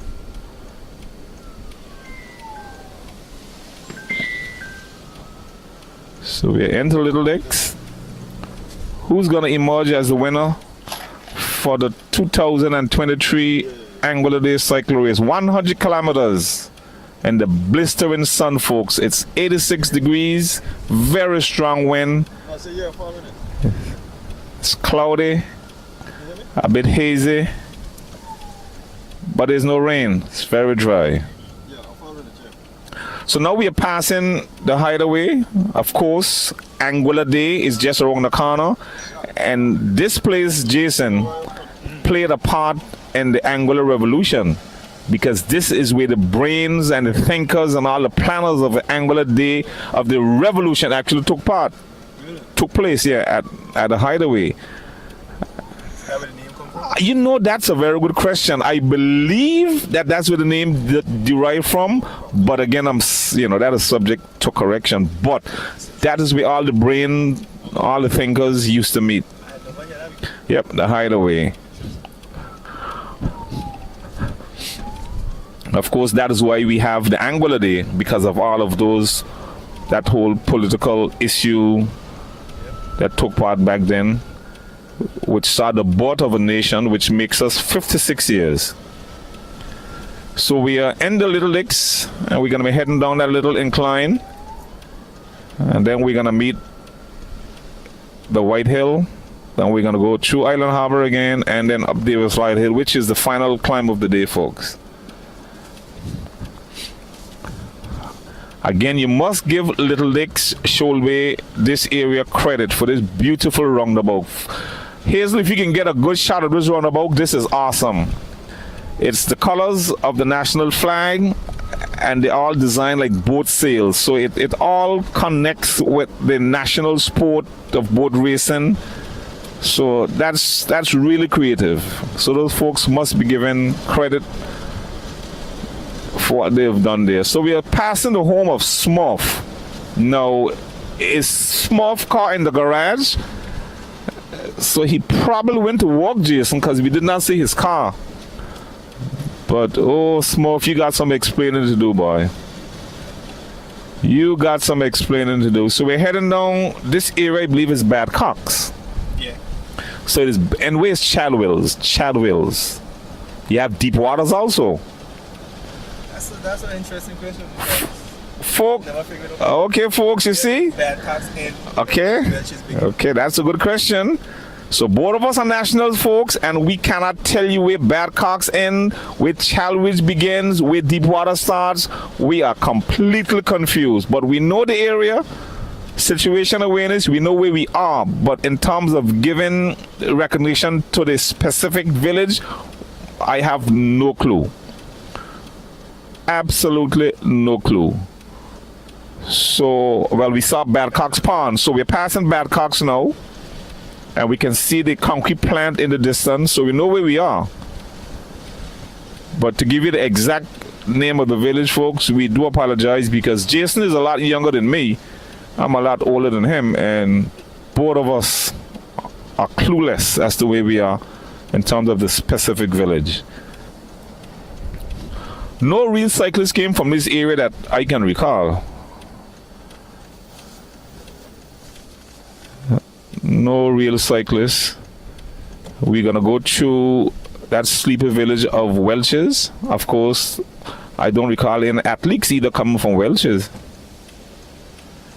But when we enter Island Harbor, we must give credit, because a lot of cricketers came from Island Harbor.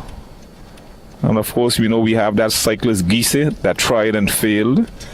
And we have Danga. Of course, we know Danga at one point in time did represent Angola. I think Danga won a big race in Tortola. I think it was that Jason Ballard race, if I can. Yes, yeah, he did. He went over to St. Martin. He joined that team called the VCG Club, and he represented himself very well. So I think that's one of the athletes that would stand out when you think of the Island Harbor Village when it comes to athletes. But I think they produce more cricketers than anything else. Not missing anything again, folks. That St. Martin cyclist, don't know his name, but he's wearing kind of a bluish jersey and a white helmet. He has been very, very consistent. Nice cadence. You know, his colleague has a better farm, but then he's a bigger man. Yeah, so of course the farm, the pasture, everything is going to be a bit different. So we're approaching the White Hill once again. Not the White Hill, Welch's Hill. And Jason, I'm going to tell you something that you don't know. The road, this road used to be on the other side. This is the new road. So years ago, this was all built up with bush and everything.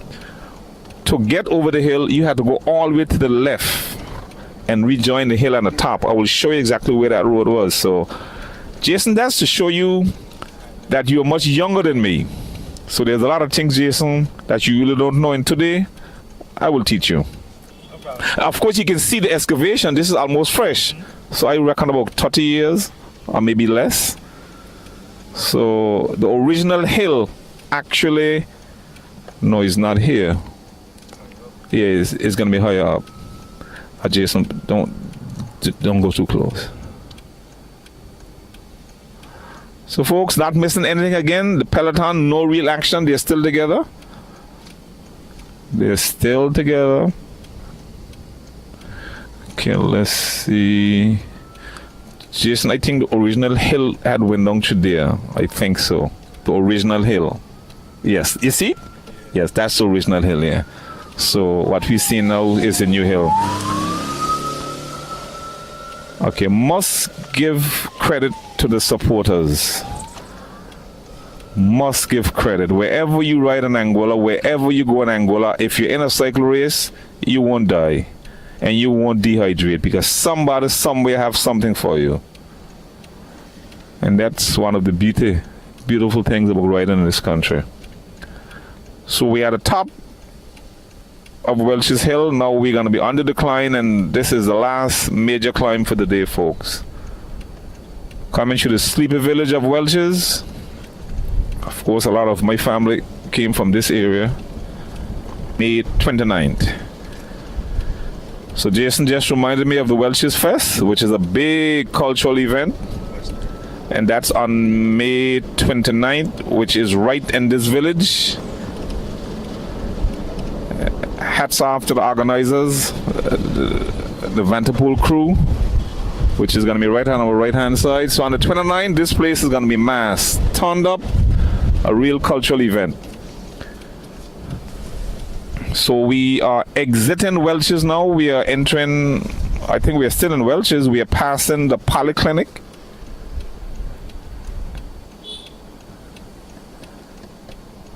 I think the two podium positions have already been decided. Yeah. But you know, if they can keep it together,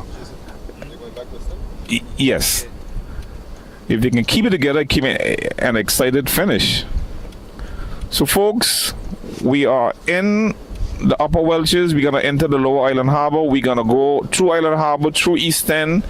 We're gonna go through the valley, Wall Blake, South Hill, West End, reverse course, back to South Hill, and then we're gonna do Blowing Point once again. But when we exit Blowing Point and we come to the valley, we come to George Hill, we are not going to go through the start finish line. We're gonna go to Napa Road, around the hospital, and the sprint is gonna be coming down the hospital hill, folks. So we are in Island Harbor. This is the last time. So Island Harbor, we urge you to come out if you want to see the cyclists. This is your last opportunity unless you're gonna follow us via the live. You know you're correct. The guy from St. Martin in the blue. Steady. Yes, he's very consistent. Very steady. Smooth. Yes. I think if St. Martin had more firepower, it might have been a bit different. But I guess the guys don't realize that they're outgunned. Yeah. And there's only so much attacks that they can actually counter. And I think they're riding very smart. Controlling the ground operation in... Oh, really? Okay, so we are hearing an unofficial... Here's what I said, 4 minutes? It was 8 before, and now it's back down to 4. Okay, so that's unofficial time again. Actually, this group is behind by 4 minutes. At one point, we heard it was 8 minutes. Yep, very, very much so. So it's either that the guys in front are slowing, or these guys are actually picking up the speed. But like I said before, when it's a small break, it's always harder to stay away. The bigger group has a better chance if they organize themselves to actually chase back, because there's more time for the guys to rest. So we're in Island Harbor, folks. This is a fishing village. Produce a lot of cricketers, a lot of national cricketers. Produce my very good friend Landry Harrigan. We all know how explosive and dangerous he was. And this is the village that he came from. And also produce Danga. Of course, we are passing Danga's residence to our right. He always boasts and brag about his kitchen and his oven, but today that oven is cold. We're passing the basketball field in Island Harbor. And Jason, I don't know if you remember, there used to be a place called Smitty's Seaside Saloon. Yes, Smitty, the gentleman that have the little Thai establishment, he's have a massive restaurant here back in the day. Smitty Seaside Saloon, the 4 S's. And of course, I was too young to go there, but that used to be an event. Okay, support again from Luther. Of course, we know Luther. Follow the sport. He also has a son that takes part, but didn't see him today. So Island Harbor, bye. It was a pleasure being with you today. This is our final pass through, so we're not going to see you again. So bye to Island Harbor. And we're passing out by Mumbas. I think these guys have a little fish fry or something going on there. Folks, that's Posse. Hazel, can you put a camera on Posse there? That was Anguilla national cyclist. Of course, he was one of the best track cyclists that this country has ever produced.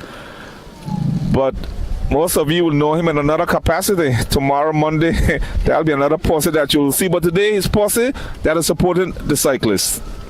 So we're in Island Harbor Hill. Jason, there used to be a ditch years ago coming down here. In the hill, a literal ditch. And the race used to always come this way. In order to get over that ditch, you had to actually fly the bike over the ditch because you couldn't stop. It was placed at the worst place, a ditch in the middle of a hill. So what we used to do, we used to put our legs by the bar, hold the bar, and literally lift the bike over. And the momentum that the bike has, you used to carry it straight over the ditch. So folks, we have just climbed the last hill, which is Davis Lloyd Hill. And now we are going to pass by Edgar, which is where Smith's establishment is. And we're going to say farewell to Island Harbor. Thanks for coming out and supporting us. Thanks for supporting the cyclists. But you can follow us via the live because we will bring you the results. We'll bring you the race as it is, and we'll bring you the results at the end. So we're out of Island Harbor. We're going to be entering Easton shortly.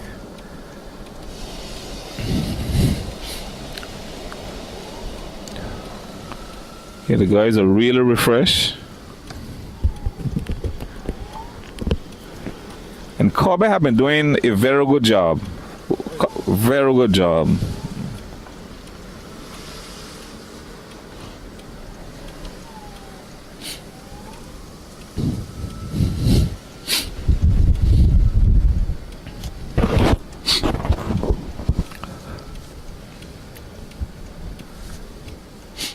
So we're entering Eastern now. We're going to be passing the Eastern Chinese. And then we're going to be in Eastern proper.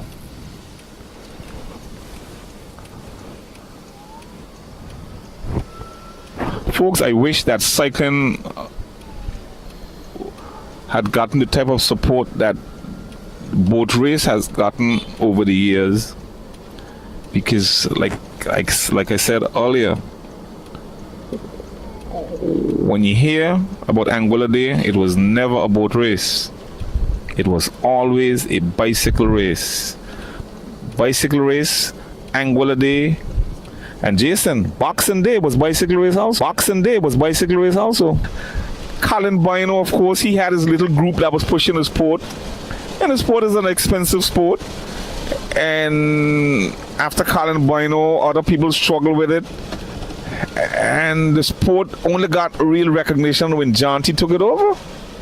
Because he was the one who actually pushed the cyclists, used his own finances. And I could remember 1982 when Antigua got independent. John T took a team of cyclists to Antigua that comprised of Chinese, his brother James, Evans, I believe Elridge were there. I don't know if Prosser were there. But it was a strong team. And those guys fell right at the finish line. And if I can remember, if that accident didn't happen, it probably could have been 1-2 or 2-3. But Anguilla had a sure podium spot during that Antigua 1982 independence race. And we stayed from an Anguilla and actually followed the race because there was a Antigua commentator called Jack Matthew. He actually used to commentate cricket, but he was just a general commentator, and he commentated all of the sports. And you know, we actually, that's when we knew exactly what happened, because we actually followed the race and we got the results.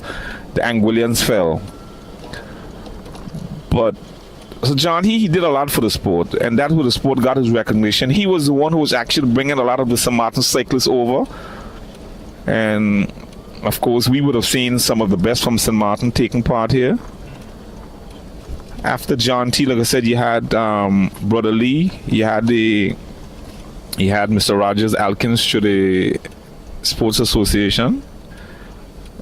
And then the first organized association that actually took the sport up and ran with it was the association that I was a part of.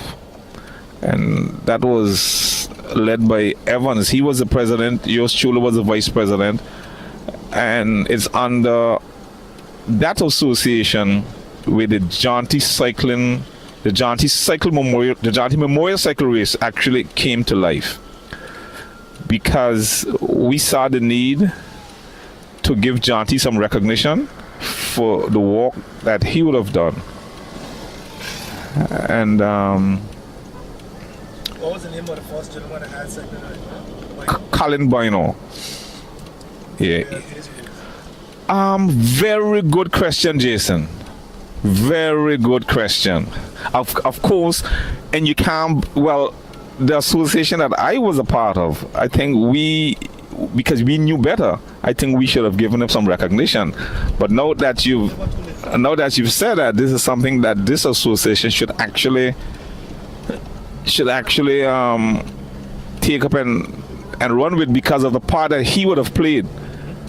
I just saw them. So 3 minutes lead, they got on him now. Okay, so unofficial again, it's 3 minutes lead. So these guys are actually cutting it back, and I'm gonna reiterate again: if these guys were to organize themselves, they can cut that down. Because the race, we still got some kilometers to go.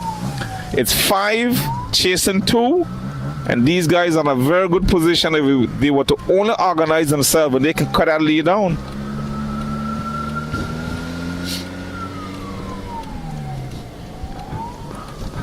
But one of the things, Jason, that makes cycling so popular in Anguilla is that when I was part of the association, we used to have a lot of races, and then every business actually wanted to host a race. So almost every Sunday there was a race. Now me, I was a newbie to the sport. But from back in the day, I can remember you had quite a few cycling teams. There were teams. You had Yeah. double Trouble. There were teams. Well, of course, as the cyclists get older, and then they realize that there's not much in cycling for them, they have to start their own lives. You know, they start focusing on the family and building a home, and I think that is where a lot of those guys make the exit. But back then, cycling was very competitive. But Double Trouble had a lot of youngsters. Yeah, but I think Double Trouble had a very bright future, but for some reason, it just didn't continue. And you must give Timothy a lot of credit, because we used to call Timothy the school bus. Because on the afternoon, when you see Timothy come up the road, he had a whole bunch of children. He front leading almost 10, 15 guys behind. And some of those guys went on to actually represent Anguilla very well. Chucky Sasso, very talented cyclist. He came up under Timothy. Of course, Hassan and Hennis, we've seen the results now. But cycling in Anguilla, it's a very expensive sport. And it needs support. And there need to be races. But give a lot of credit to Sharon.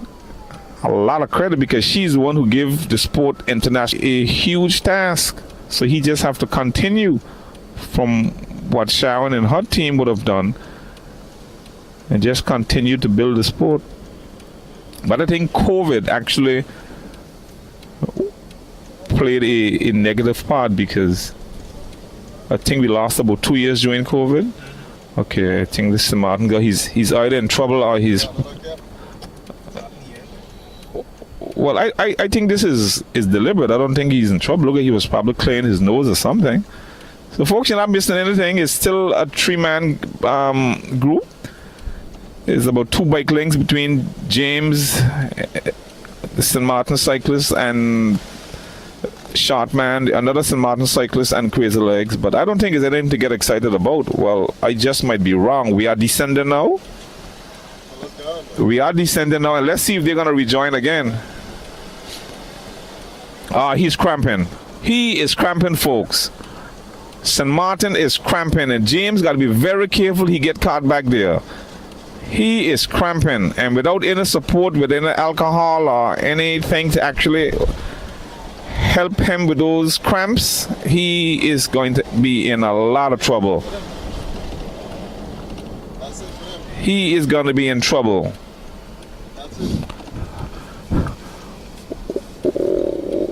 Well, folks, I can see the 3 guys up front seems to be motoring on, and James and the other St. Martin guy seems to be in some sort of trouble. Well, James is looking towards him, and I don't think there's not much left in his tank.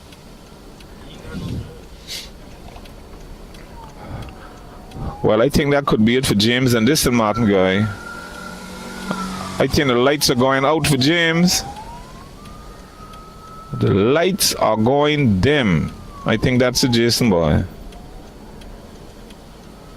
Because we think the lights have gone out in James' tank. It's going very quiet for him.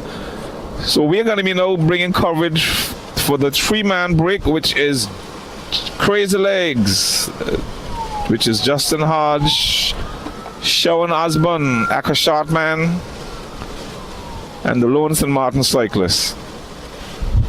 Now, however this race ends, Jason, credit must be given to the St. Martin cyclist.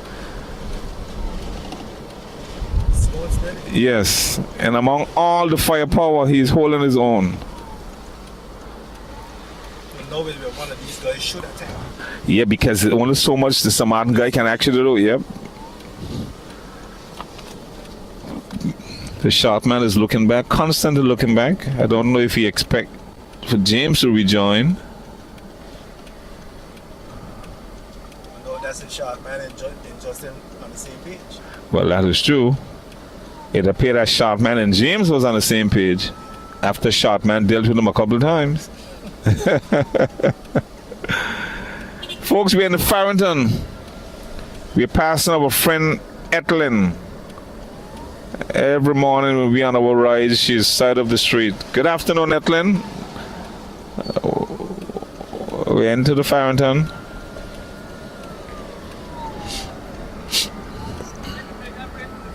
Oh, yeah.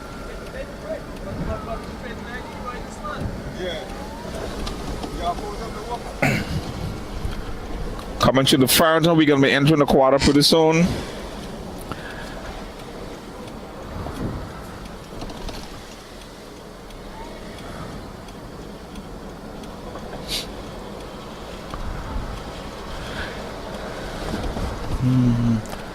Not missing anything, folks. It's not much excitement at all. Like I said, we started with a very small field, 10 cyclists. So when the field is small, there's not much action at all, especially when it's a long race and there's such, when there's only 10 cyclists.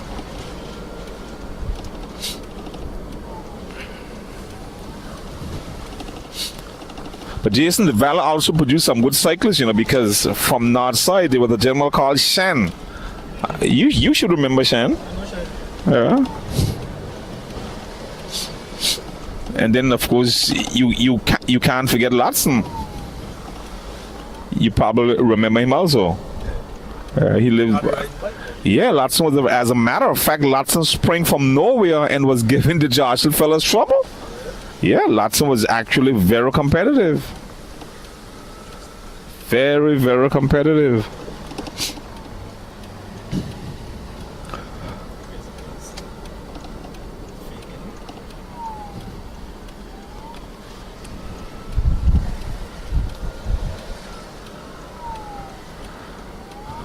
Okay, we're passing to the Farrington one more time.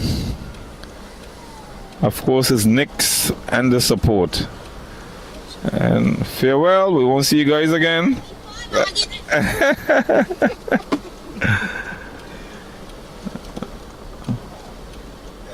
Yes, that's it. Out there, you got to make friends when you don't have no teammates, boy. So we're passing the big mega depot. Again, Darwin, always there to support.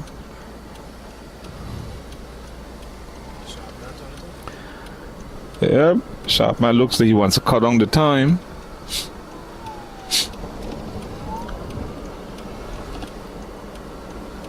So for the last time, we are passing the East Anglia Satellite Office, is next to the Teacher Gloria Omalulu School. And then we may head in through the quarter. And into West End. Jason, we have any reports as to what happened with the Masters? No, I hear. I guess Alex Adams' phone is off. Yeah, he probably would turn that off, yeah.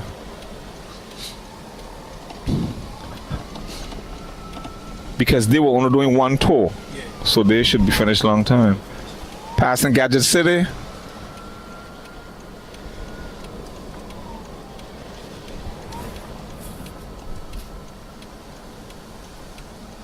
And we're passing the practice, folks. Would be interesting to get an update as to how the Masters race went.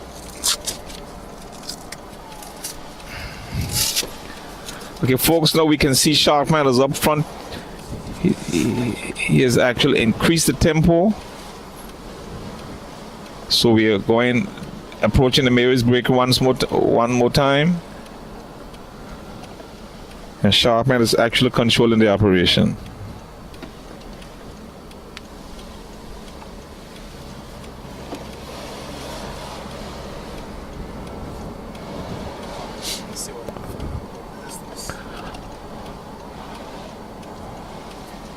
Okay, so my co-anchor Jason Hodge is going to try to get some information with regards to the results from the Masters category. But it appears as if no one is answering the phone, no one wants to give us the results.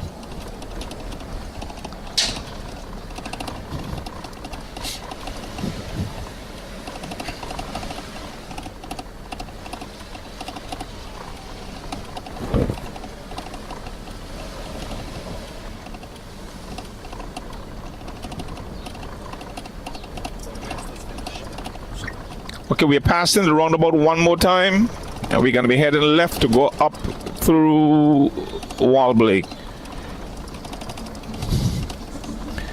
Good afternoon, Anguilla, one more time. It's the Anguilla Day race, the elite cycle race. Coming through the streets of the valley.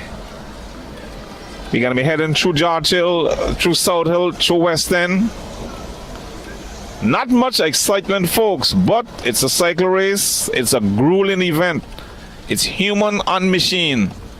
It's not as easy as it looks, folks. It's 100 kilometers in the hot, blistering sun.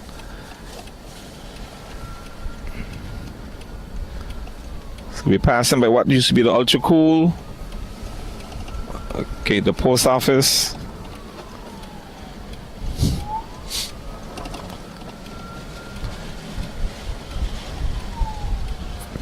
And the assistance from the Royal Anguilla Police Force is also appreciated.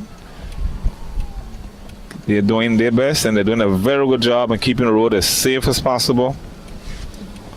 We've just passed Flo, used to be Cable and Wireless, Mr. Lucas Wilson, which is also the airport roundabout. And we're going to be going through George Hill. George Hill, we're going to see you one more time after this. And then through South Hill and through Blowing Point. So the race is almost over. Still some way to go, but it's a lot closer to the finish than anything else.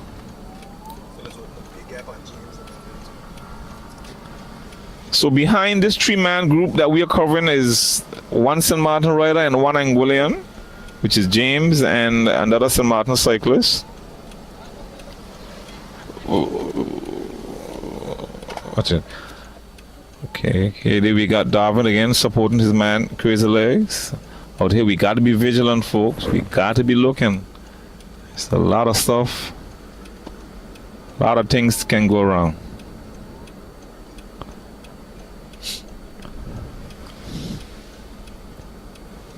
Sharpman is raising up. Okay, probably that's deliberate.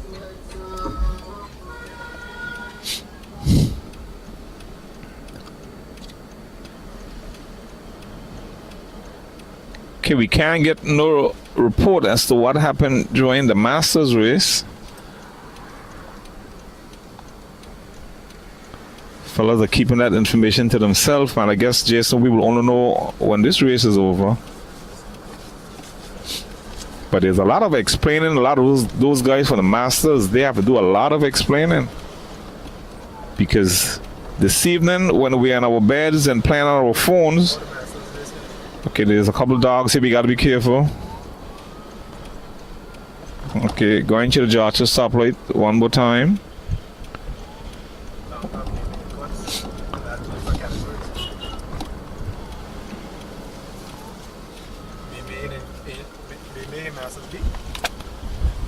No, I think Meme is A.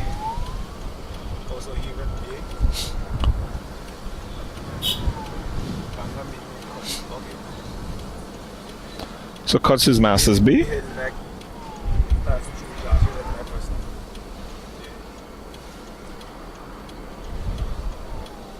Huh? Right.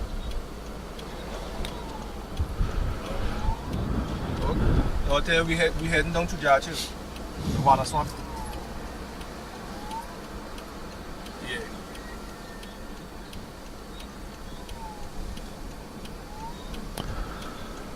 Okay, folks, you're not missing anything. Alright, cool. You're not missing anything at all. We are climbing the hill next to Ray's funeral home. Not much action at all. The Lone St. Martin rider, Shortman, and Justin. Hold on. Hold on. In that corner, you see? In that corner. Masters. Okay, so I'm getting. No, I don't have a pin, Jason. So we're getting some results from the Masters. So I'm just Text me the info. getting that information from Jason, and once he can confirm, then I will relay to you. So just give us a couple of minutes, folks. Jason's gonna have the official results for us, and then we will be able to bring it to. So we are in the water swamp. So right now we can confirm Masters A, Donga first place, Oh Lord. Mimi second place, Oh yo. Cuts Lai third place. Oh yo. So Cuts was Masters A. Cuts for Masters A. Folks, the official results, and some guys should hang their head in shame. Alex Adams, a total embarrassment to the sport. And John, no faith in you guys at all, man. Smurf, you should also be shamed. But tonight, when you guys are in your quiet space and playing on your phone, you're going to have all sorts of things to say. The official result is Donga, and Donga, you have a right to continue. Don't stop. Donga, Mimi, and Cuts. Imagine Cuts Masters A. podium. So that's a Masters A position. Donga, Mimi, and Cuts. Imagine Cuts get a podium position.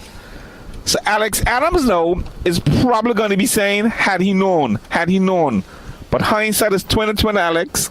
Smurf is probably saying, had I known, I would not have fake walk. Hindsight is 20/20, Smurf. And the same thing for you, John. Same thing for you, John. You guys could have come out, make the race more competitive, and you guys probably would have been on a podium today. But guess what? Well-deserved, Cuts. Well-deserved. So we're passing through South Hill, the Dragon's Disco. This is the last time the Dragon's Disco, this area is going to see us, because when we reverse course, we're going to go through the south side of the island, which is Trelakram. So we are still chasing, still covering this 3-man break, which is the Lone St. Martin cyclist. I'm very impressed with him. Shortman and Crazy Legs. So we can safely tell you, barring any physical or mechanical issues, Darren and Delroy is a 1, 2, 3. Is 1 and 2. 3 is going to be determined from this small group here. But Jason, that's very, very interesting. A Cuts get a podium. Cuts been training hard. Wow. So how you think he would have fared if everybody had turned up today, like the Smurfs, the Alexes, and the Johns? What you think would have happened? I think Cuts would have still handled his. Cuts still would have handled himself. Yeah, he would have. Folks, Jason confirmed even if those guys had have turned out, Cuts would have still handled himself. Well done, Cuts. Well done. Masters B. Masters, okay. Lyndon Arthur. That sounds like a St. Martin cyclist. George Carty and Patrick Niles. Whoa! Carty second, Patrick Niles third. Whoa! Folks, so the official results for the Masters B, of course, they did the same distance as the Masters A, which is 50K. Lyndon Arthur, I assume he's from St. Martin. George Carty. George Elastic Carter second. Patrick Niles third. And Patrick Niles third. Wow. Novice category. Aaron Hodge first. Owen Reed second. And Craig Manuel third. Okay, so again, folks, the The information is coming. The results are coming. So in the novice we had Aaron Hodge for us. Owen Reed, second. Owen Reed, of course. I call him Little Reed. He came second. Craig Emmanuel, third. And Craig, the fireman Emmanuel, Craig came third. But Jason, that tells me that his podium spots out there for me and you. Come on, Jason, man. We ought to get better. Because if Craig, the fireman, can come third, my word, there's a podium out there for me and you, Jason. But we will be back. We will be back. And congratulations to all those guys who would have taken part. Got the caddies. Okay, so we're getting the caddy result for you. Dimitri Niles first. Okay, Dimitri Niles first in the caddy. Kamari Ruwan. Kamara Ruwan, I think there was only two. Yeah. So that's Dimitri Niles first in the caddy and Kamara Ruwan second. Say congratulations to all the podium finishers. We can say all we want, but we know the sport is a grueling sport. It's not an easy sport, but it's a sport that we enjoy, and we will continue to support it and to participate whenever we get the opportunity. So today we are in the better seat because we are just sitting on and commentating, bringing it as we see it. So this is the last race because all of the other races are finished. And time will tell 1, 2, 3. Who's going to be 1, 2, 3 out of the elite? It sounds as if we got another unofficial time report, but it looks 3:47, which means that it means that they are increasing. No, what these guys can do is.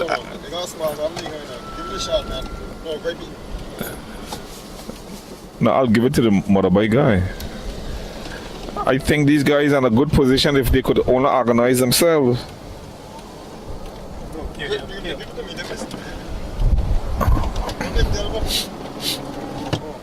Okay, we are approaching South Hill, Lower South Hill, which is Anguilla Trading.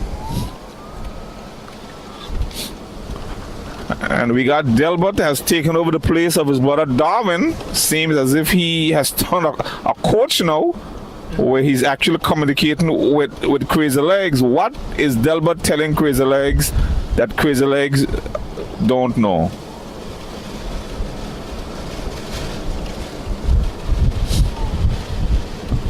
Okay, so we're approaching the Lower South Hill Properties and Paradise, that establishment. And we're going to be heading into the western area now. Folks, we got a time report a while ago. It was 3 minutes and seconds. It sounds as if these guys are slowing or the lead group are accelerating. You get on the side? Barring traffic here.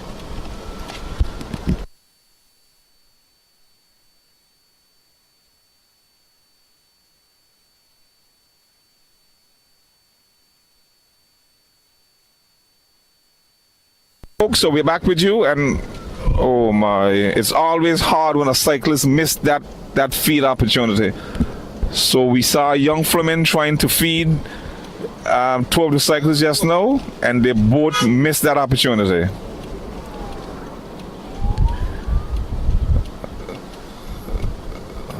So Sharpman looks like he's in the red, and okay, from our support vehicle is going to try to give him some water.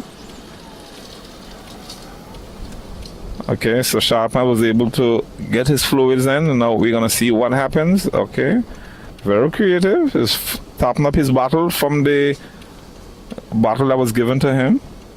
So we're approaching Hughes Medical Center in the west. He's adjusting his gears, and what a cadence this guy's. Oh boy, look at that cadence now. Many a guy, a cyclist in that situation would have gone down in his gears. But Sharpman actually looked for a lighter gear, and he turned it like nobody's business.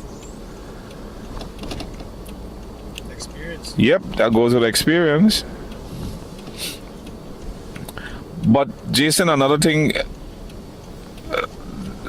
that you should know is back in our day, we did not have the gear ratio that these guys are riding on.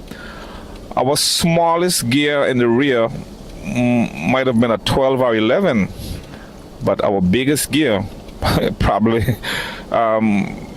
if you 11 today, we are riding on probably like a 23 and a 12 or something like that. Back then, yeah, of course, you're correct, but our biggest gear was probably maybe like a 18 or 19. Yeah, and we were just riding from just talent, no real training. We didn't know any better, and we would be riding with maybe a 175 crank, and the big plate up front was a 53, because we always thought that if we could grind, that we are doing something good, not knowing that we're actually destroying ourselves. And we would actually ride without any water, figuring that we are conditioning our body to ride without water, not knowing that we're destroying the body all the time. So we've come a long way, because there was no YouTube, there was no social media, there was nothing to actually educate us and to teach us as to to the art of cycling. We were just totally ignorant, but we just had raw talent. Okay. The St. Martin guys came over, of course, because cycling is a French sport, and those guys had more exposure. So eventually we began to transform, and the education will come, of course, during the Jaunty era, and then things began to change. We begin to understand the different material that the bikes are made from, the different gear ratios. So Anguilla would have come a long way in cycling, a very long way. So we are heading down to Western, folks. You're not missing nothing. We are in the car. Okay, we got a driver that seems to be getting out of hand, folks, and this is something that we have to be mindful of. So we're going to be approaching the Western gas station momentarily. And it's going to be interesting to get a time check to see how far the lead group is.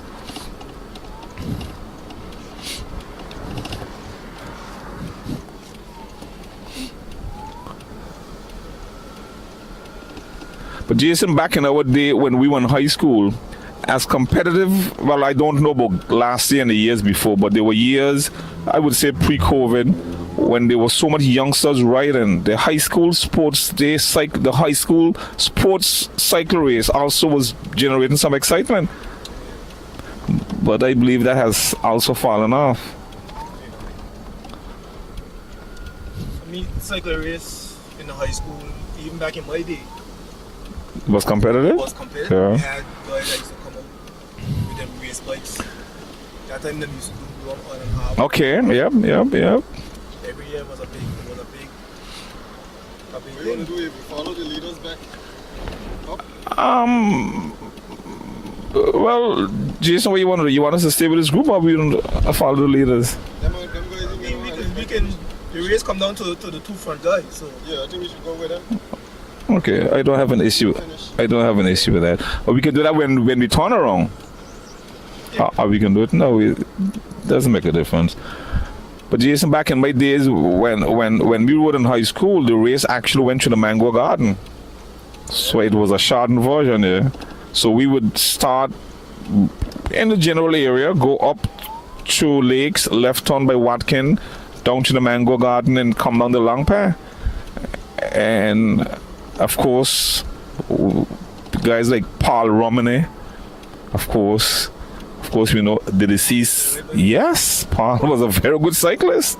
And Andre Hall, of course, Andre that have the bakery. I'm pretty sure those guys that have a good memory can also remember Andre. And not only in high school, Andre actually rode out of high school. Yep. We remember Belden Rogers, the deceased. He was also, he rode in high school only, but very competitive. My last high school race, my position was third because Belden and Paul actually, you ever hold up one in there? In high school I got third.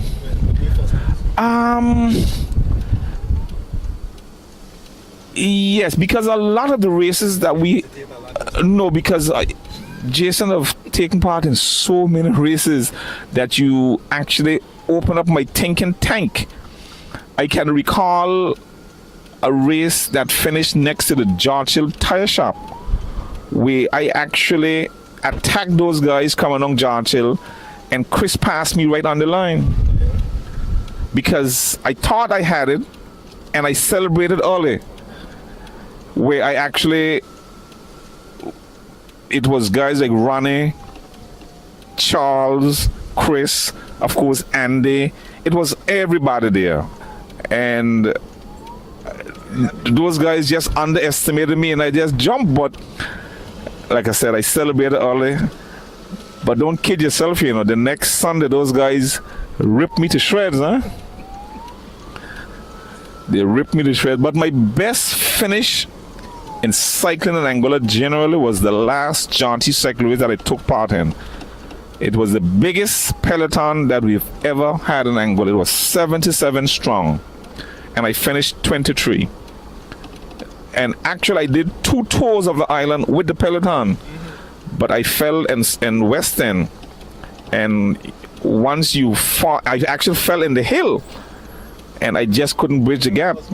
Okay, folks, so like I said, you're not missing anything. We are now, okay, we're going to turn and we're going to follow the 2 lead cyclists.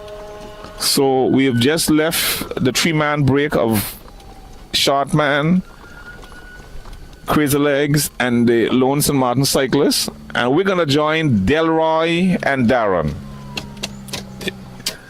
Okay, it's clear. Okay, folks, so we are with you now. Okay, so we have reverse course and we are in West End. We're heading back towards the east. If we could get in front of there. We're heading back towards the east, and we're going to be giving you coverage of Darren and Delroy.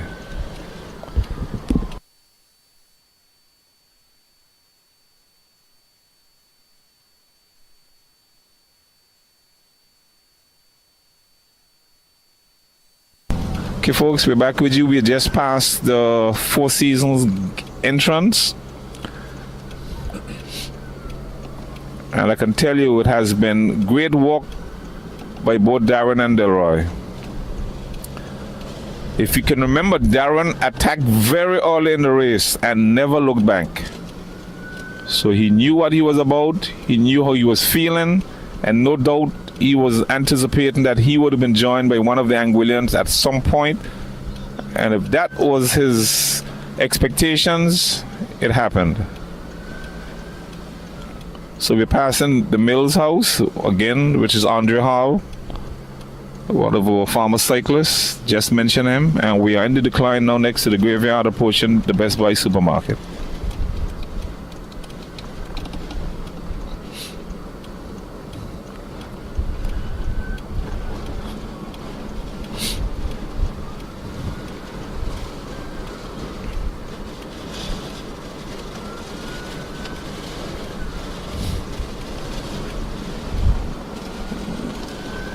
Okay, so we are climbing the hill next to the Best Buy.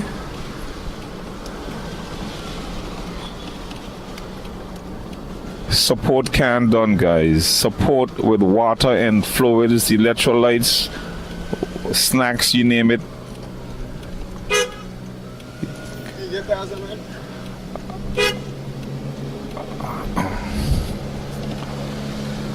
Okay, folks, we are giving you coverage. We are with the 2 breakaway guys.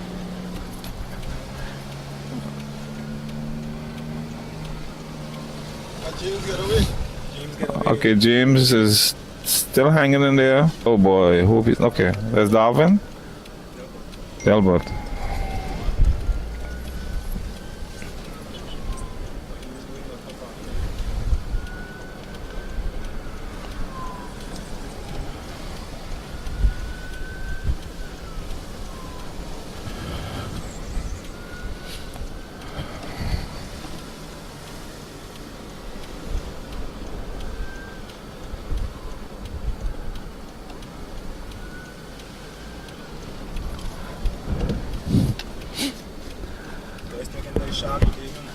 Yep. Which is not a bad idea.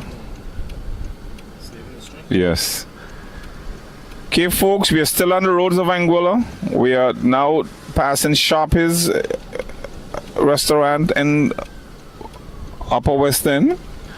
We are now going to head out of West End and we're going to head into Broyne Point.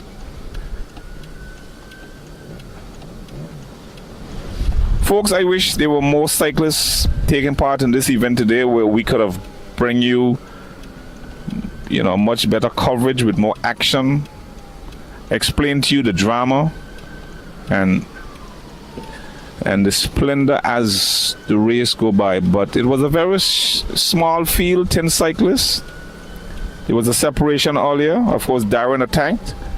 We saw a couple efforts from Shortman, but each time he was actually roll back in. We saw an effort from Delroy.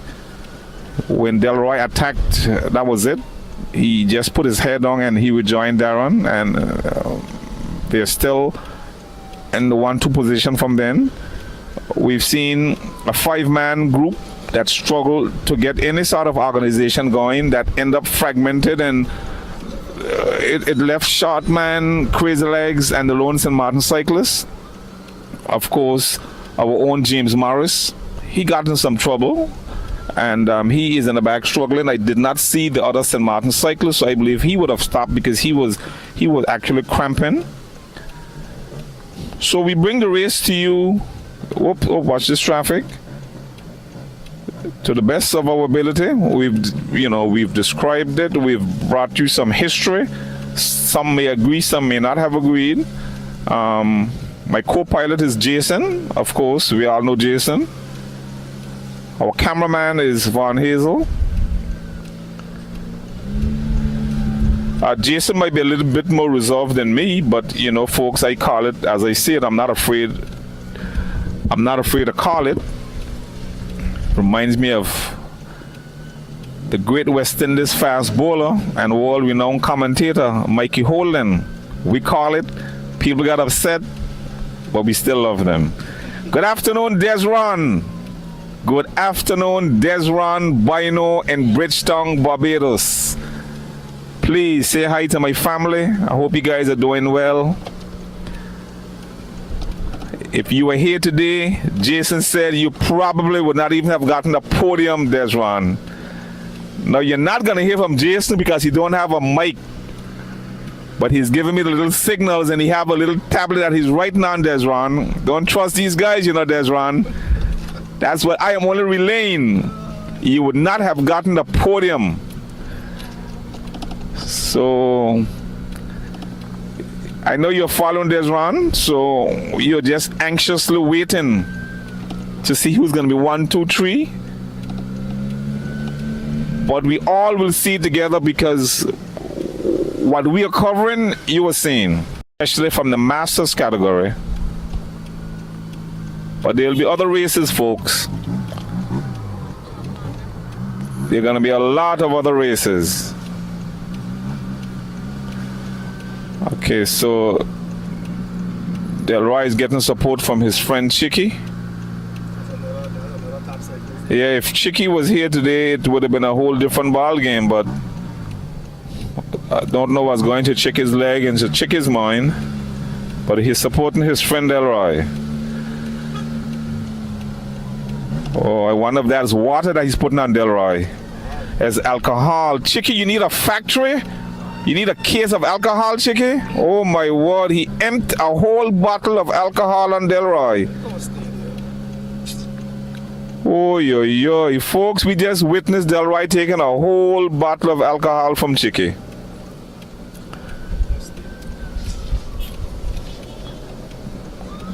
Okay, we're trying to bring you the coverage as best as we can, but maybe our cameraman has a good view.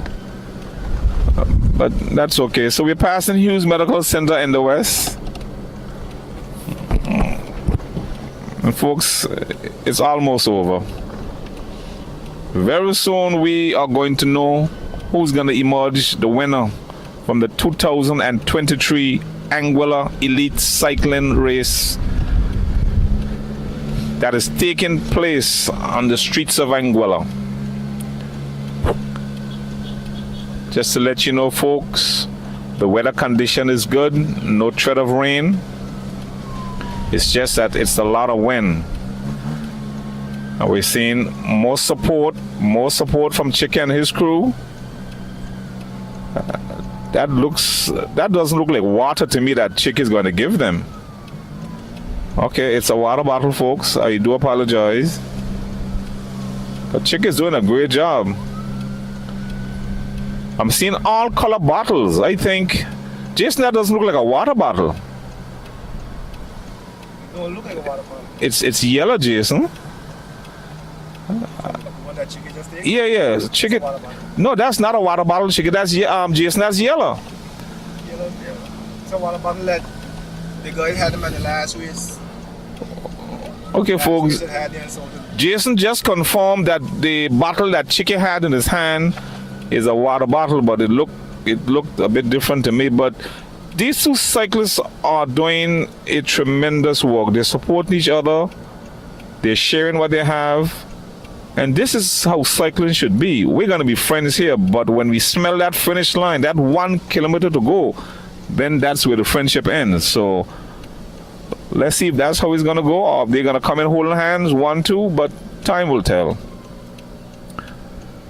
So now we are approaching. a race like this, out here you're going to support each other, but last 4 kilometers, That's it, right? Every man for himself. Okay, folks, that's what Jason said. Cause Delron, you think Jason is not saying anything, but Jason just make a prediction, and we're going to see. Jason predicted that now they're going to support each other, but when they see that 1 kilometer mark to the finish, it's going to be war. Watch it. Come, folks. Okay, so they're in the elite still, right? Yeah. So, folks, just to let you know that we still have cyclists in the group, and I tell you, Keeman must be commended along with Carvin, because we thought those guys had stopped. It tells you that those guys got a lot of courage. They are still in the race. While they're in the back, they're still in the race. So we are passing Anguilla Trading going east, and those guys are going west. While they're still behind, they're still in the race, because you never know, something can happen to these guys, and that there is awesome. Flats, mechanical. Yep, and they can actually get a podium still. So in order to win, you got to be in.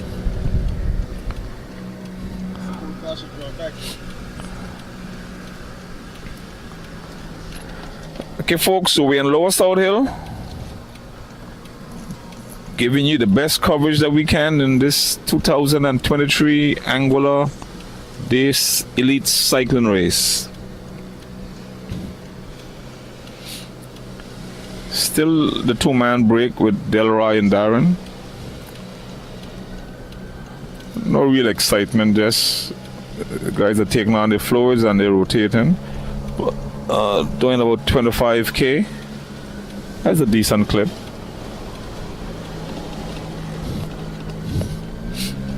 Okay, so that's it. That's Delroy with the darker jersey, and that's watch it, and that's Darren in the bright red.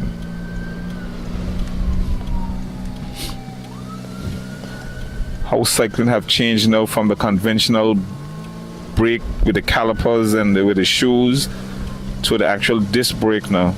So back then when you were racing, you had the clippings, or was it just a flat clip? No, back when we used to race, we actually had the stirrups. Oh, just like your foot. Yeah, you put your foot in, and then you had a strap that you actually pull tight, just like, you know, the normal straps that you'll have on any stirrup. And then there was a quick release. So if you're going to fall, if you had to stop, you actually had to bend down and press the release on the stirrup to actually release the foot, which was very, very critical. Because if you were not fast enough, you were actually going with that bicycle. Whereas with modern technology, you know, if you're going to fall, automatically your foot is going to twist. So it's an automatic release. But cycling and the bicycle technology have come a long, long way. long way. And if you actually follow the origin of bicycle, it's strange because the Tour de France really did not start out to be a bicycle race. The Tour de France, if you follow the history, actually was like a newspaper run. Yeah, and then of course, like anything else, like how the Anguilla boat race started from the boats coming back from the Dominican Republic, and then they end up in a race. That's how the Tour de France actually started. But it actually started with guys running newspapers on their bicycles. And then we saw how that sport evolved over the years, where the guys used to actually ride with the spare tires around their neck. Yeah, because of course they would ride through the night through grueling conditions, and there were no support, so they would ride with a spare tire, a spare tube around their neck. And don't let nobody kid you, Jason. Those guys were using hard drugs in those days, because there's no way the human body can take this abuse and don't fail. So drugs was actually legal back then. Those guys would load up with all sort of substances just to kill the pain. Now, you don't have to believe me, Jason. You can go and do your research, but drugs were actually legal back then. And the sport evolved. We saw the way the bicycle was designed back then through the years to how it's designed now, and we are in a real advanced technological age. Because even when we were riding back then, the cables for our brakes was exposed, which was actually dangerous because that can actually assist on a fall. Now the cables are actually hidden on the bar and actually hidden in the frame. Of course, we see the introduction of the disc brakes. It's not a favorite of mine, but it's more an effective method of braking. We saw the introduction of a carbon fiber, which is better for our rough roads because carbon fiber actually flexes. But the downside to carbon fiber, when it breaks, is going to break in a lot of fine pieces. But it's a better technology than that old iron that we used to ride on. What was the average weight of the bikes that you had back then? Probably about 30 pounds. Wow. Yeah, probably about 30 pounds. The bikes were heavy. The bikes were real heavy. And then the gear shifters in your time, Jason, is on the bar next to the gear, next to the brakes. Our gear shifters was on the frame down low. So on the left side, you had the gear shifters for the big plate, and on the right side, you had the shifters for the plate in the back. Yep, cycling have come a long way. And I think a lot of the technology actually was in a very short time, because if you were to go back even in the 80s, I think we are passing Benny traveling tours in the Blowing Point. We're about to make a left turn now to go up towards the lockroom area. We want to say thanks once again to the Royal Anguilla Police Force for their continued support in providing protection for the cyclists. We cannot end this race without saying thanks to Flo. Without Flo, we would not have been able to bring you this live coverage. So once again, to the management and staff of Flo, great job. To the supporters, all of the race officials, without you, I think our cyclists would have been hungry and dehydrated. So it's a complete team effort. In order to get the results, every man, Jack, have to play their part, and that's what we are saying today. So we are entering the locker room area, which is on the outskirts of Blowing Point, and we're going to head towards the Little Harbor area. And then, folks, this race is almost over. Couple of weeks from now, maybe in about 8 weeks, we're going to have the John T. Memorial Cycle Race. Of course, we know one of the biggest one-day cycling classics in the English-speaking Caribbean. Not certain how it's going to be this year. But Jason, if I was to have my way, I think every Caribbean island will be represented. Because when you travel to Belize and you go to places like Panama and you go to places like the Dominican Republic, there's a lot of cycling. There's a lot of cycling. Even in the DR, you go out sometimes, you know, you're on the street in the morning time and you're seeing almost 40, 50 cyclists actually training. So there must be a way for this association to make contact with cyclists from most of those other islands and invite them to our show so we can actually continue to build on what was started many years ago. The place open up. That should be possible. Well, traveling is a lot easier now, especially if you're looking to get cyclists from the DR, because there are at least 3 or 4 direct flights either to St. Martin or to Anguilla per week. And if you're looking at getting cyclists out of Panama, there's 2 flights a week from Panama to St. Martin. The issue is cyclists coming from the Eastern Caribbean, because travel has become a lot limited. And then, of course, the cost of tickets, because we know traveling is not that cheap. But I think an effort should be made to fill the streets, because that was the purpose of the Jaunty race, to fill the streets of cyclists. It was never created for an Anguillian to win. It was created to be the biggest one-day cycling classic in the English-speaking islands. And it was done in the memory of Jaunty, because Jason, had you known Jaunty, a race like today, Jaunty would be angry because every time we passed Sanagrong, we had to go down Sanagrong Hill. Jaunty would never ever create a route that is going to pass Sanagrong without we going on that hill. We had to ride that hill. What's the significance? Well, actually, he wanted to make you a complete cyclist. I can remember your cousin Glenn. He always said that hill again, and also going in Johnny, that hill again, because the St. Martin guys just didn't like the hill. But Jaunty was a hard coach, very hard. And I believe if you put him on a bicycle, he probably couldn't even make it as far as 5 feet. But he had that driving force behind him, man. And a love for the sport? Yeah, a love for the sport. And I think how we are to remember and give respect to his memory. Folks, this is something strange. Delroy has attacked. I think Jason's prediction was right. Delroy has attacked, folks. Delroy has attacked Darren coming up on the long on the. Whoa, Delroy has attacked on the Lockroom Road. No, Delroy, I think you just break the trust. Delroy just break the trust. No, Delroy, that would have been too early.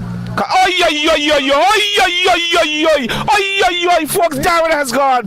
Folks, what you are witnessing is action, splendor. This is cycling at its best. Darren has gone, and folks, Delroy is in trouble. My word, Delroy, you break the trust. Darren has gone, folks. My word, we are still in lock room. We still got to do Little Harbor. We still got to do Churchill. And Delroy has broken the trust. Now, Delroy, I think you're going to pay. Delroy attacked Darren, and Darren countered, folks. Now we got about 4 bike links, and Delroy is in trouble. I think, Jason, you were correct. Jason, you predicted. Jason, you also sailing boats, right? Yeah. That was a very good call, Jason. But were you a forward man? You make that call like you were forward man, Jason. Like you saw that wind coming baffling, you tell the captain, hold the sail, you know. Very good call. Folks, Darren is motoring. Darren is motoring, and Delroy is in trouble. Darren is motoring, folks, and Delroy is in trouble. And I think that was a very bad call by Delroy. Delroy, you are going to pay for that bad move that you make, because all the time I saw that friendship. You guys were sharing the fluids, you guys were talking, and out of the blue, boom, you hit Darren. And I think Darren did not take that lightly, and Darren countered. Yeah. Now look what happened. Delroy is paying the price. Folks, Delroy is paying the price. This is what I call cycling, folks. All during this 100 kilometers, we saw no action. We saw no drama. I don't think so, I don't think so, Jason. I don't think so, Jason. I think it's over. Folks, I think it's over. My co-pilot thinks that Delroy is going to roll him back in, but I don't see it. Folks, I can see the action of Darren. You know you roll him in by the roundabout. By the time you get to the roundabout, he's in trouble. I don't think so. I can see Darren action. I can see his form. I can see his attitude. I don't think Delroy is going to catch him. What do you think Darren Fowler saying to Delroy? He says something about two. Well, I think the trust was breaking. I think Jason called it right, but I don't think Jason anticipated it was going to happen that early. But I don't see Delroy closing this gap today, Jason. I think it's over. Closing it all. I don't think so. Closing it in. He's getting it From what I am seeing, the fat lady is getting up to sing. Closing it in. He gonna close it. He might get away on the hill again, but he's closing it in. Folks, this is cycling. We could not bring you into action. We couldn't describe any action because there was no action.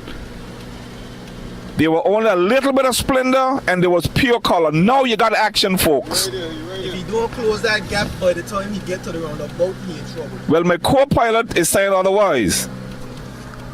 Yeah, drop back, leave and come up. Delroy want he cop. Folks, Delroy is calling for his support vehicle. His support vehicle is coming up to him. Let's see if another case of alcohol is going to come up for Delroy now. See, I think he gonna roll him in. Okay, let's see if another case, if Chick is going to come up with another case of alcohol. Okay, Chick is talking to Delroy. We know Chick is a very experienced. He gonna catch him back. Okay, folks, Chick is giving Delroy something. It's in a blue bottle. It looks like water. Yeah, it looks like water. But, folks, I think Jason was correct. Delroy.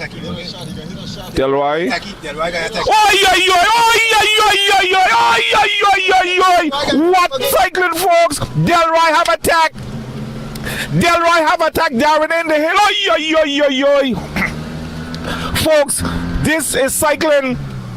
Very good call by Jason. Very good call by my cameraman. What action, folks? This is cycling. I don't think we've ever seen cyclists like cycling this in a long, long time. These guys are still talking, but they're enemies. They're still talking. Respect them. Mutual respect. I don't think that. I don't. There's a strong. I don't think that. I think that is fair, Jason. I think they fair each other now. Yes, it's competition. But I am completely baffled because the attacks are so vicious. This is like Iraq and Iran, folks. Now we are in Churchill. We are down Station Valley. Of course, you're coming to my village. You're coming to my village. We're going to climb the Station Valley Hill. And then, folks, I think this is going to be an exciting finish because the way these guys are attacking each other, this is hostile, man. It's very hostile. So we are climbing the Station Valley Hill. We are climbing the Station Valley Hill. Desron, I hope you're following this thing live. I hope you're following this thing live because these attacks are vicious and mean. Vicious and mean to say the least. So we are climbing the hill. So we have Delroy and we have Darren. Delroy seems to be in a very hard gear. Much harder than Darren.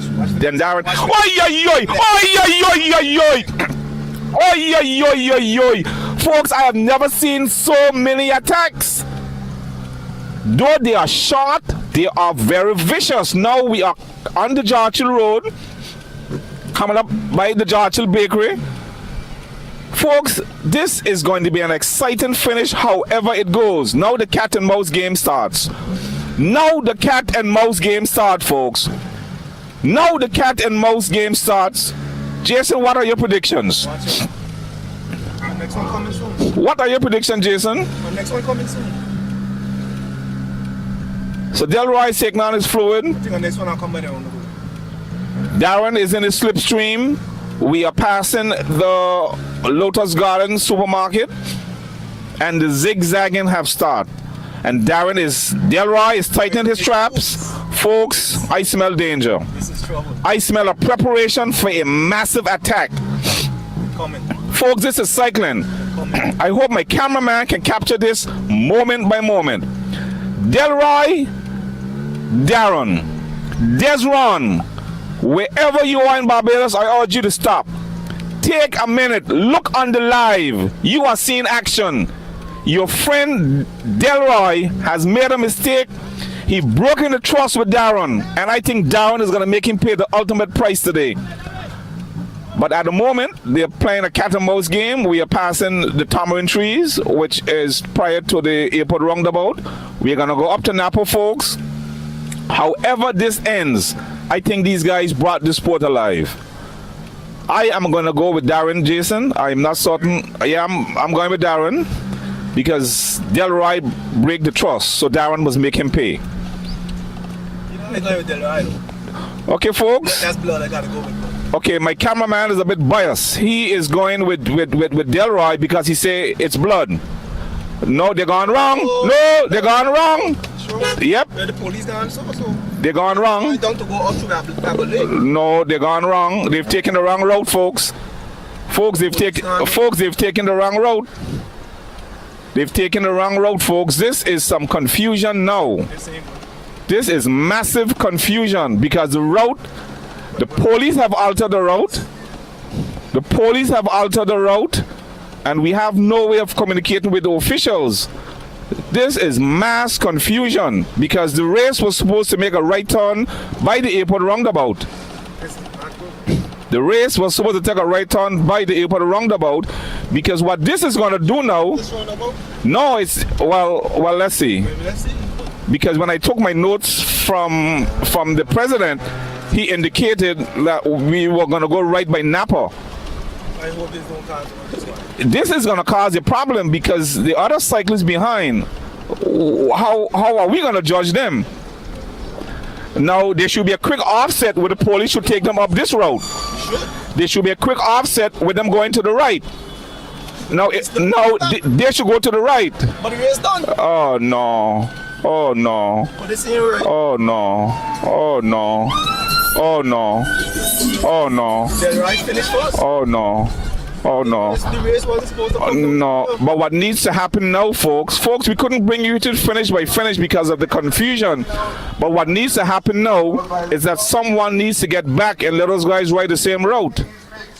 Someone needs to get back to them as quick as possible so they can ride the very same route. Then was supposed to go to Napa? Folks, the race is over, but they did not ride the published route. So if we can find the organizers as quick as possible to amend the route so that the guys in the back can follow the official route, because what these guys did just now is, this is not the official route. This is not the official route, folks. This is not good. No, this is not the official route. Folks, I would strongly suggest that the organizers get back to the other cyclists so they can finish that route, because what just don't happen is really not nice. Folks, we are going to sign out. We're going to get an update as to what's next, and we will come back to you.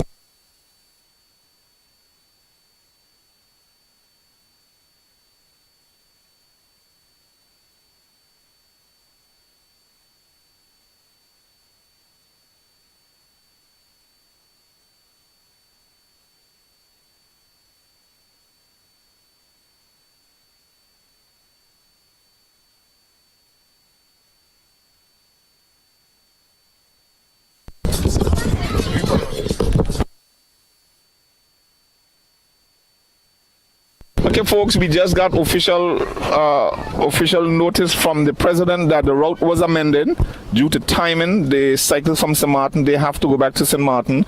So the route was amended, but we were not notified. So we do apologize for that bit of excitement just now. We could not bring you the finish in its entirety because we were of the opinion that the police led them down the wrong road based on the information that we were given.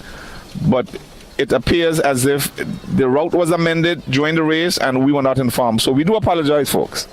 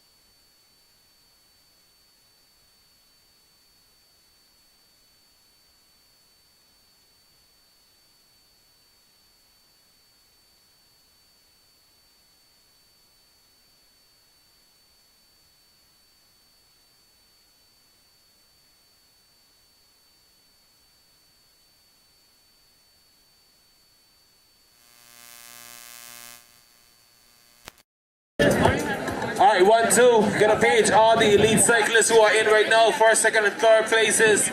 Please get yourself prepared for the prize giving ceremony. We're gonna make this thing real quick, real happen, and real fast. Gotta say congratulations and thank you to all the St. Martin riders for coming over for Anguilla Day race here today. Thank you guys very much for taking your participation as well. It was an awesome day. So my first, second, and third place cyclists, please get ready for the prize giving ceremony. First, second, and third place.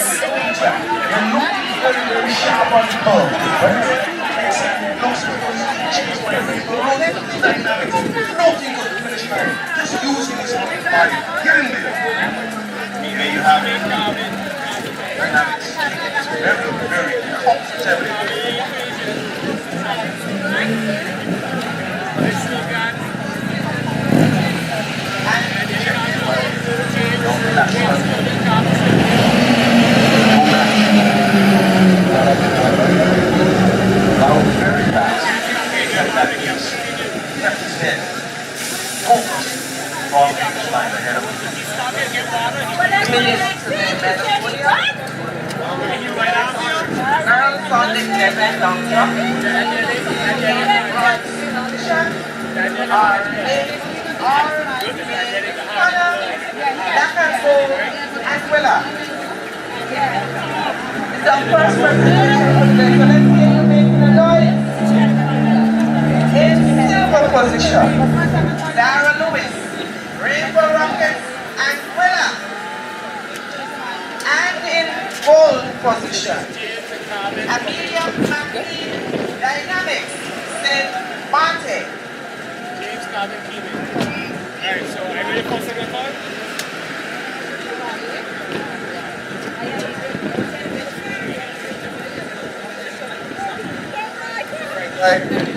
Back side.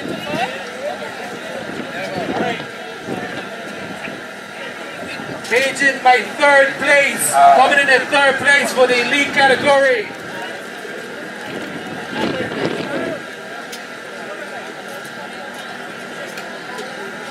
Justin, coming in third place for elite category goes to the man, Justin Hodge, third place, elite category.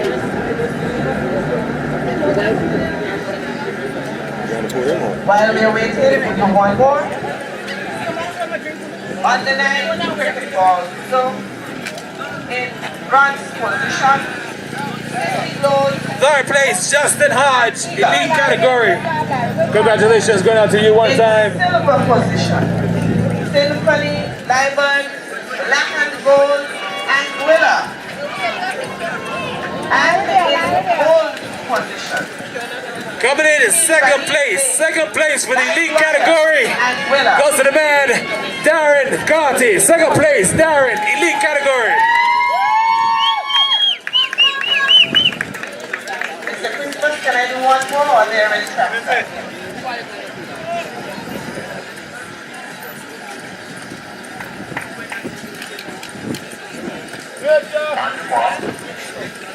And in first place for the elite category goes to the man, Darren Carty.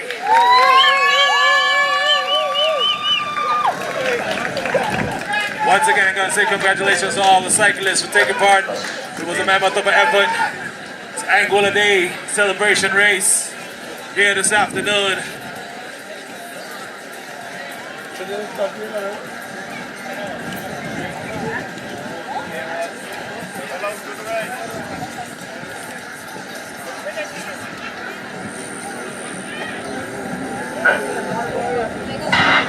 Coming around the world. It is actually, there's a few favorites. Look at this. There's being made up from the inside. And see exactly who we're going to try to dominate this stage. She's already out for it. She's coming along. She's now coming down on the flat. Here they come. Big strides. But it is always going to be. Don't forget, our next race is going to be scheduled for the 4th of June. That's going to be our King of the Hill edition. Get ready for that one. 4th of June. Details will be coming shortly. King of the Hill, 4th of June. Thank you guys very much for coming on out. It was an awesome, She's not slow. awesome event for Anguilla Day. I'm gonna say on behalf of the executives and the Anguilla